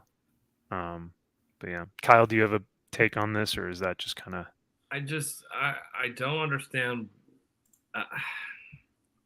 It's okay to not like everything. Yes, I don't understand. Fine. It's like it is completely fine to have standards in your comic books. It's okay to be like, you know what, this book isn't that good. And look, it doesn't mean your Comicsgate. Yeah, and look, everything is not awesome. Life is not the Lego movie. Everything is not awesome. All right. You have to discriminate. Things are better than others. That's the way it works. Yeah. You can nitpick Watchmen all you want. You can nitpick Dark Knight Returns all you want. You can nitpick Grant Morrison's Sandman. That doesn't mean it's like, oh, how dare you? These are perfect. It's like there is no perfect comic. You can nitpick things. It's like it is fine to not like things. It's yes, as much as Sean thinks Neil Gaiman's Sandman is perfect or Watchmen is perfect, they are not perfect. They're not. Alan Moore has said as much. They are not perfect. Well, I mean, I disagree clearly, because you guys shouldn't ask questions and just consume product and then get excited for next product. Let's consume next product. But I think you'll like this one, Kyle. Jared says Jim Lee's Batman is incredible. That's the 10th time you've bought that book. Oh, you mean this one? you mean this Jim Lee Batman, the greatest Batman ever drawn? I'm gonna have to agree. Jared, we should have you on a stream, and we should talk about which Batman is better, Mark Silvestri or Jim Lee. I do like what Josh said. Geek Dad have Deadly Duo at 7.5 out of 10. Okay, they are compromised. They are truly compromised. Flaccid says, we haven't roasted Josh McDonald enough for that cringe hat he's wearing in his profile thing. You mean the fedora? That is a fedora.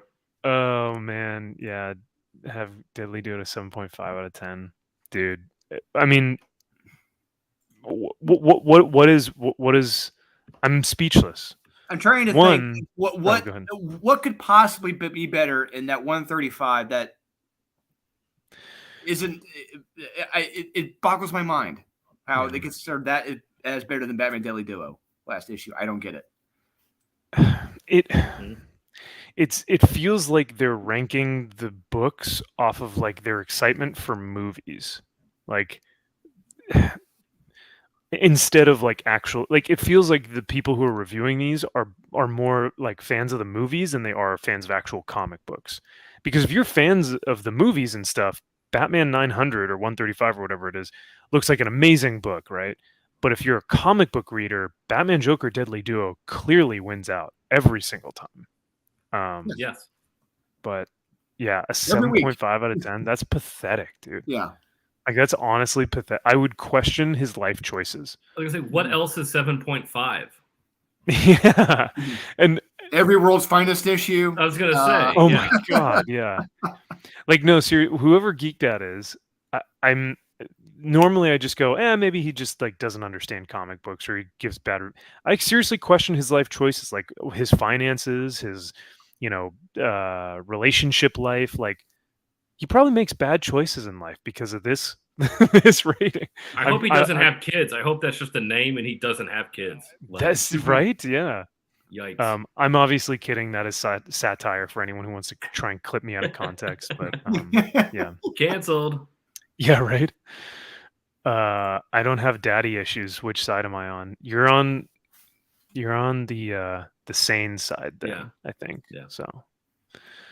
But if you hate everything, then you're not a real fan. Yeah, right. Of course. How can you say that life isn't what we see in Instagram? Bigots. Oh yeah. Fair. Let's see. Josh, I swear, if you keep spamming the comments with these reviews, I'm gonna ban you. I will ban you. And your fedora.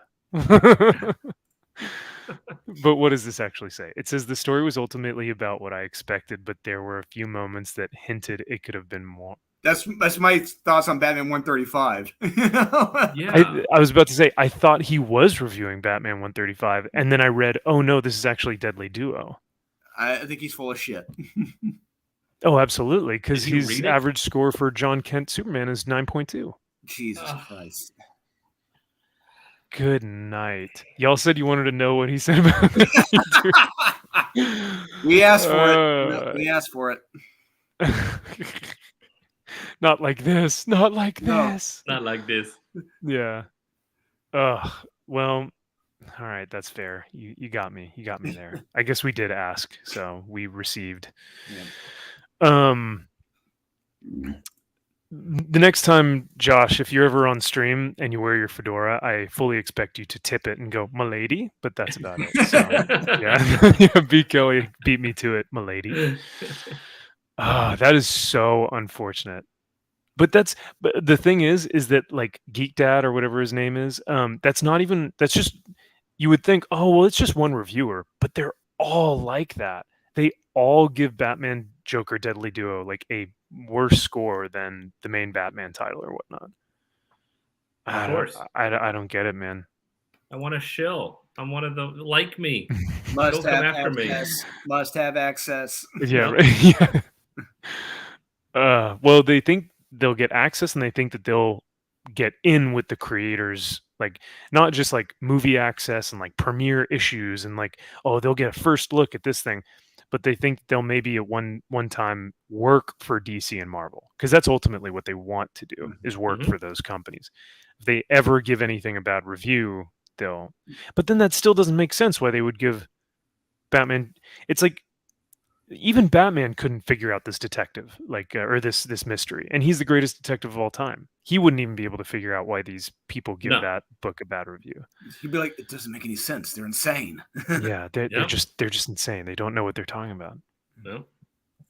15.2 out of 10 on Rotten Tomatoes. Exactly. That's true. Very dangerous to our democracy. Probably because Harley is with Joker and not with Poison Ivy and Deadly Duo. Oh no. Maybe. They're a little salty. I understand. Yeah. I wonder if they also grant points to agreement. Yeah, this could be interesting. Or like, Batman is too toxic. They legitimately. Oh, go ahead, Drew. I was gonna say it's too masculine. Oh, dude, the fucking Deadly Duo will put hair on your chest. Yes. That book, Deadly Duo will put hair on your chest, but World's Finest will make you smile like a kid again. You know what I mean? Like World's Finest will bring you back to being, a kid reading those 80s books. Josh says they legitimately do it for access. Some of the sites have rules you can't review below a 7 because they want to be in the good graces to get exclusives. Oh, exclusives, says Josh. Yeah, I mean, yeah, you're right, Josh, and it's unfortunate. I think, Axis does play a huge part of it. I also think it's the whole culture war thing. They don't want to be associated, but I think the two are kind of intertwined and connected with each other because, like you said, if the website doesn't let you review anything negatively below a 7, it's because they don't want to be associated with negative press or like, oh my God, you interacted with Nerdrotic or Geeks of Gamers? Oh my God. Mm-hmm. You hated this book? How dare you? Do you know who wrote that book? You bigot. The funniest Canadian in history, Chip Zdarsky. Jesus. Yep. God. They're all vying for that funniest comedian spot right now, I feel like. Ugh. Or how many member berries they can put in one book. Yeah. Mark Martirosian, dude, thank you. You are too kind. $10 and you don't even say anything. You just drop the 10, walk away. That's how it's done. But I do love hearing from you, man. So if you ever have a comment or if you ever want to ask something, please do or put a comment in. So, man, $10, that is badass. Thank you, sir. Greatly appreciate it. Yeah, Mark and Frank dropping those $10. Love it. Love to see it. Thank you guys so much. Jared says Deadly Duo and World's Finest make you feel like a Spartan in 300. Yeah, it definitely gives off that masculine vibe, man, for sure. They're either tried to recruit me or blatantly told me it's I don't yeah. I do not doubt that at all. So I don't know either. Josh, I know I'm right. You're not right about your MCU takes though. Oh. Some of them I will agree with, but not all of them. Yeah, you talked to Gary Bueller?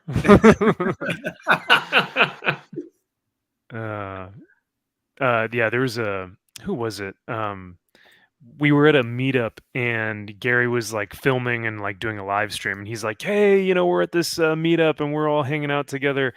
And some guy at the meetup was super drunk and he was like, hey, it's Nerdaholic or something like that. And like into the camera and the chat was just going fucking wild because they were like, did he just call Gary Nerdaholic instead of Nerdrotic or something? It was so funny. I remember that very clearly. But what about the flip side? People who rate 90 to 95% of content negatively. Oh yeah, I mean it can definitely happen on both sides because like what I think most people will equate us to doing is like, oh well, you guys just hate on everything, but there are like we just went over Batman Deadly Duo and I was like just in awe of that book. Yeah. And like I said, it is so good. I really truly hope that Mark Silvestri has the longest line at Dallas. And I hope he has the biggest reception. Like people will just have boxes of those books for him to sign. I really do hope. Fuck yeah. And he charges the most out of anybody. I'd pay it. Shit, he's earned it. Bro, please don't say that because then he will, and then I won't have any more. You can charge like $100 a signature, right? And people would pay it. I remember Mark Miller. He was charging $50 a signature back in 2018, I think, at C2E2 when he was promoting the first Magic Order, and $50 a signature.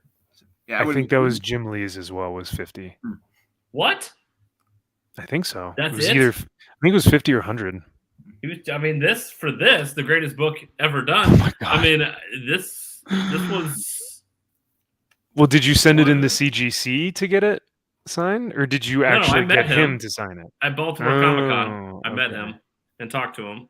All right. You got him and Frank. You can say good morning to Frank. Yeah, and good morning to Frank. So I said, thank you for making the greatest book of all time and the greatest cover of all time to any book ever done. And Mark Silvestri can fuck off with his Batman. Yours is the definitive Batman. Yeah. And he said, I appreciate that. And then did Mark Silvestri in all of his like 6'9", 7 foot tall, massive body come up to you and just tap you on the sholler and go, remember all those X-Men comic books? Did I say, excuse me, the adults are talking right now? And and he's like, good, so that means you can leave now, right? So the kids' table's over there. Yeah, because Jim and I have actual official business on who draws the best Batman, and it's clearly me. So, Josh, yeah, dude, of course you can be that guy. Like, why the fuck would you not be? I should make you a moderator so that you could put your link in the chat, but he says But my channel launches Tuesday, May 9th at 8 p.m. Central. I'm going to have Joe Corallo and Aaron Sparrow, and we'll be talking Guardians of the Galaxy Volume 3. Fuck yeah, I am here for it, dude. I'm very excited for you to get your channel started. My only jealousy is that once you start it, my channel is over, and you will get all of my subs, and I won't. Yeah, we won't be as famous as you anymore. So it's been nice knowing you, but remember us little people when you get big. So. Remember the ones who stepped on to get where you're at. Yeah. Yeah, right. Yeah, Nerdaholic, Frank Gore, plenty of good names. Kevin, Someone asked me real quick about their what they should be looking forward to. I think later. Oh, okay. Yeah, I forget who it was. I think you just showed it very briefly. I forget who it was. Oh, it might have been. Not this one, but that book was stunning and brave. Yes, it was, absolutely. Yes. This one? Okay. Yeah. I've been told by Murat there should be an announcement by the time of New York Comic-Con. There should be a big announcement and hopefully maybe a preview edition of our book, the first issue coming out. But do know I've already written the synopses for the first 13 issues. So I got 3 arcs planned for this so far. And I'm excited for it. And that's on top of the other books I'm writing for Sean at Merc Publishing and Black Ops. Hell yeah. Jared says really pumped for Born of Blood. Yep. We got more stories planned for Born of Blood. I got 2 others I've pitched that I'm very excited to get published. And hopefully those can come out. And I got art for one of them so far. I can't wait. Hell yeah. And Mark, this is awesome, dude. Thank you so much. He says, actually, one of the reasons why I like this channel is because the love of comics and the constant wish they could be as good as they can be. Amen, brother. Yeah, and that's exactly it. Yeah. And I always see you in the comments. I think you've commented on a couple of videos before, in regards to like the creators and the writers who are standing on the shoulders of giants and just how they treat the source material now and the characters now is completely different. So yeah, Mark, I really appreciate your input, and it always makes an impression on me, because I love hearing you guys out. And he has a great point. It's the fact that we know what they're capable of. We've seen the heights that they've reached. We know what they can do. And when they don't hit those points, when they're so far below what they're able to hit, and the creators clearly they don't try, we're not afraid to call them out on it because we know what they're capable of doing. We know how good they're capable of producing a quality product. Mm-hmm. For sure, man. Mm-hmm. Yeah, because it's kind of like if you in sports terms, and that's when everyone leaves the chat and they're like, "Oh, sports, I don't know, sports ball." Yeah, sports ball. In sports terms, if you're the manager of a sports team, let's say football or basketball or whatever, and the player that you're paying, $120 million or something a year, isn't performing, you're going to go up to them, and you're going to go, listen, man, I know you're better than this. We need you to perform better. The whole team is on your back right now. You've got tons of fans. We need you to lift up this team more. And if that guy doesn't produce, they're getting rid of him. It's that easy. And we know that these creators have it within them. Some of them, but. And this is a good point too, JK. Why is having high standards toxic? It's absolutely not. But I think a lot of people affiliate the two together now. Mm-hmm. Do you think the majority of the works written in the Golden Age have lasted and are read today, or the ones that should be lumped with the faded ones? I think so. I remember reading a lot of the Golden Age ones when I was a kid. Kyle can attest to that. I had a bunch of them, and I got some of them on my bookcase. They're fun, one and done stories. Kids can read those. Kids can read those and enjoy those. Comparing them to stuff, honestly, I will say, honestly, I'll probably read a lot of those over a lot of the comics today. I think they're more competently told. The art may not be as dynamic, but at least they're telling a story. Yeah. I've gone back and read some of those old Golden Age comics. Some of them don't hold up. It's different, it's different storytelling. It was a different era, it was a different time, and it's some of them are boring. Some of them, like you said, not the art is very, very mid because that was at the time, that's how they drew. That's all they knew. And the materials, and the materials offered to them, they didn't have all the crazy digital stuff that we can offer now to our artists. So it's just totally different. But like I said, some of it still holds up, others not so much. But yeah. Josh wanted me to go back and read some of his comments, so let's see if we can find some of these. And JK, I do agree that I think most of the work generated is now very meh. I'd say a good portion of it is meh, and then you have like another portion of it that's actually very bad. Like not just meh, but actually very poorly written and very clearly meant to, you know, either push an agenda or antagonize or humor that just falls flat. Yeah, or like dunk on the chuds, or like, you know, any of that. Like there's some those are the comics that really deserve to be called like bad, you know. So let's see. Why does Kevin keep stroking President Jim Lee's pen with his own? Because he made the greatest comic book of all time. Oh my lord! That is the greatest cover of all time. I'm not stroking him; I'm just being honest. Yeah, he just likes showing it off. It's the greatest cover of all time, the greatest Batman of all time, hands down. I will agree with this, Wode. Silvestri's Batman has been eating that Tren Bologna sandwich. Jim's Batman better watch out. Yeah, Jim's Batman comparatively to Mark Silvestri's Batman. Jim's Batman is a vegan, and Silvestri's Batman has been, you know, taking some Tren and steroids. Well, what's funny about that, you said that if you follow the progression of the story of Housh, Jim's Batman starts off looking like Dark Knight Returns Batman. He's huge, but by the end of the story, he gets smaller. He looks like what he does on that second print cover Kyle just showed. Oh yeah.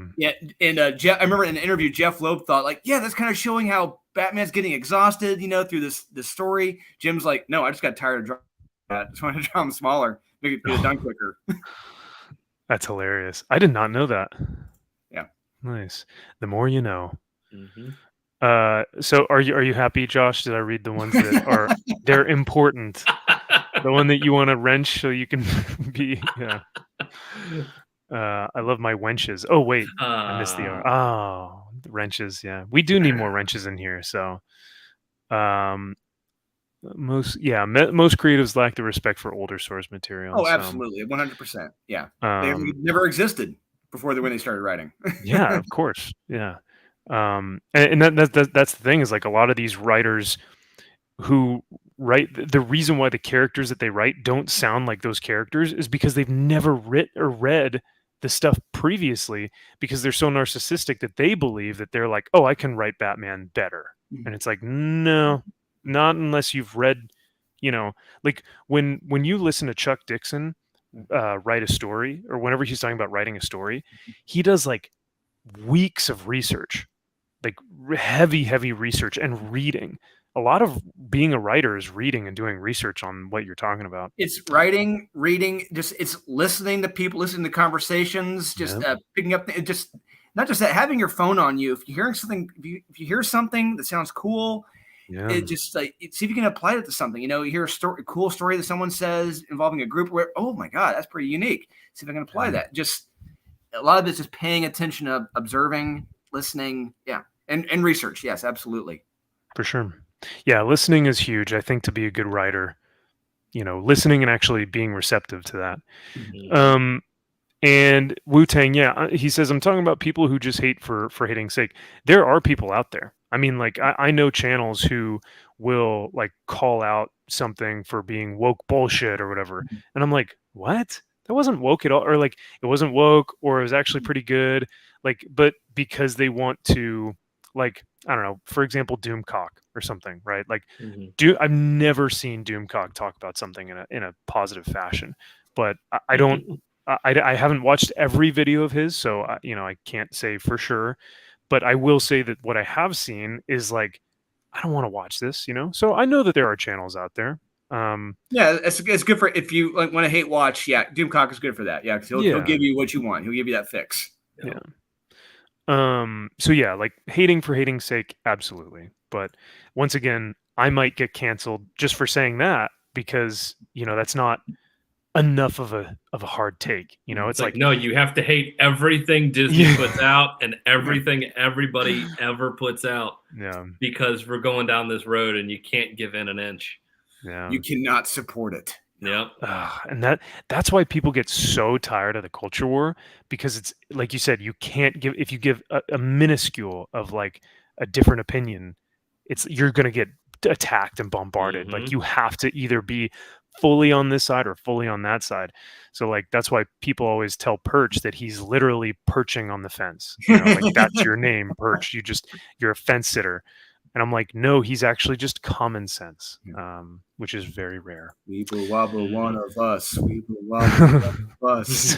Silver Age is where it gets it's weird. It's weird. Yeah, you read the Superman Silver Age stories. A lot of those are very damn weird. Yeah, nuts, so dude, just like, yeah, very very odd. Still waiting for MVP to want to chat about leadership and how we convert military morality to the first Civ Div. Yeah, that is going to be a great stream, Harley. I would love to get Aaron and Joe and maybe you guys on here and Josh to have a really big stream about like military leadership and where we've seen leadership in comic books and how it's so important. I think that would be really cool. And for those of you who don't, yeah, absolutely, yeah. And for those of you who don't know, Civ Div is civilian life. So, all right. I wish I could read all these. Oh, hey, there we go. For 1775, hail to you, brother. 1775, the birthday of the Marine Corps. Semper Fi. I should probably go eat some crayons after this. Yeah. He says, I'm just here to kick ass and chew bubblegum, and I'm all out of fucks to give, or whatever to say. I like that. That's good. It's like the picture I sent to you guys. It's like, you're a wizard, Frodo, or whatever it is. And it's like from Dumbledore, or something like, it's everything is wrong. Like there's not one thing on there. Like that Picard May the 4th I sent. Yeah. Yes. Yeah, exactly. But dude, Harley, very, very generous, brother. 1775. Hail to you, and thank you for the super chat. It really means a lot, man. And I always love seeing you. So it's a pleasure. I wish I could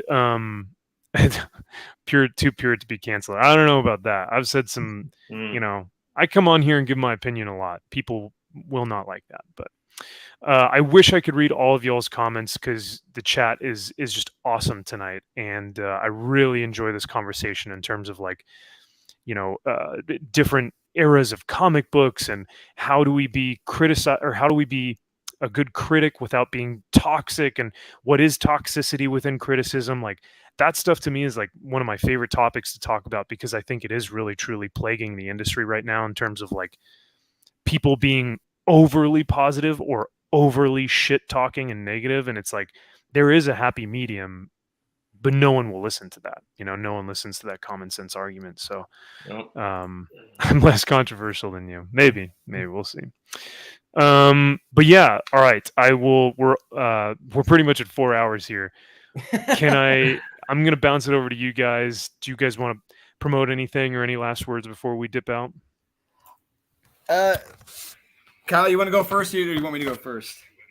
I got nothing other than, well, it was fun doing the reviews while we were. Appreciate everybody sticking with us. So that's all I got. Yeah. I'm going to promote this. Sandman Mystery Theater, Compendium 1 by Matt Wagner. Do check this out. This is some great reading about the real Sandman right here. Leslie Dodd's Golden Age Sandman.